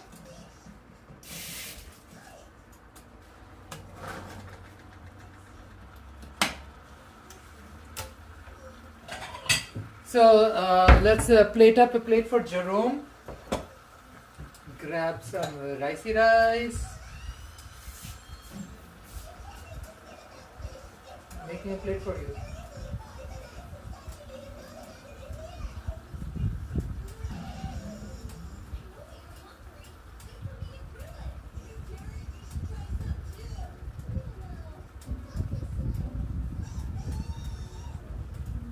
You okay? Yeah, I'm fine. I'm hungry. I'm about to serve you food. Okay, I thought to watch your movie. Do you want to come here or do you... I don't come there. Okay. Diva, let me show you guys the rice. Representation. Okay. So my chili meatball is done.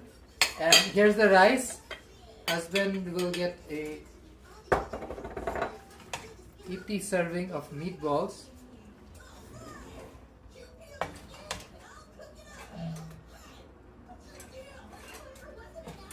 So it doesn't look as aesthetically pleasing because I'm tired and I'm just trying to prepare him food. It looks aesthetically pleasing. Tip the camera up. Okay, give me a second. You eat your food. Let me get the camera ready. Hey Neil, welcome. This is tasty. Munchies are good. Now it's the meatball with the saucy sauce. You had the meatballs. I haven't had the meatballs. That's really good. That slaps. I'm gonna eat this now. Bye. Husbands, Diva. Husbands. Anywho, Diva, thank all of you for watching the entire live stream. I made rice from scratch and I made chili meatballs from scratch. You guys can go through the entire stream and see what I did. It's not that difficult to make. Very easy. We were chit-chatting. That's why it took forever. And look at all the byproducts we got. We got like this liquid gold meatballs juice that we got. Ooh, Diva, we're gonna have a good time. Thank you so much for watching. Was Tanmay saying, Asif, have you eaten? I do not believe at all. Tanmay, more things I need to try. Hey, is there room for seconds? I have plenty of food. If you can eat it, okay, I'm already done. You're not done. Anyways, Diva, thank you so much all of you for watching. Lynn, Christine, Tanmay, Nick, Cam, everyone who joined the stream, Andrew, appreciate all of you. Thank you for watching. Hope you guys can make some of these food at home and try it for yourself. It's gonna be a crazy awesome weekend. So yeah, hope to see you guys soon. Hope you guys have a great time, and yeah, until next time, bye bye.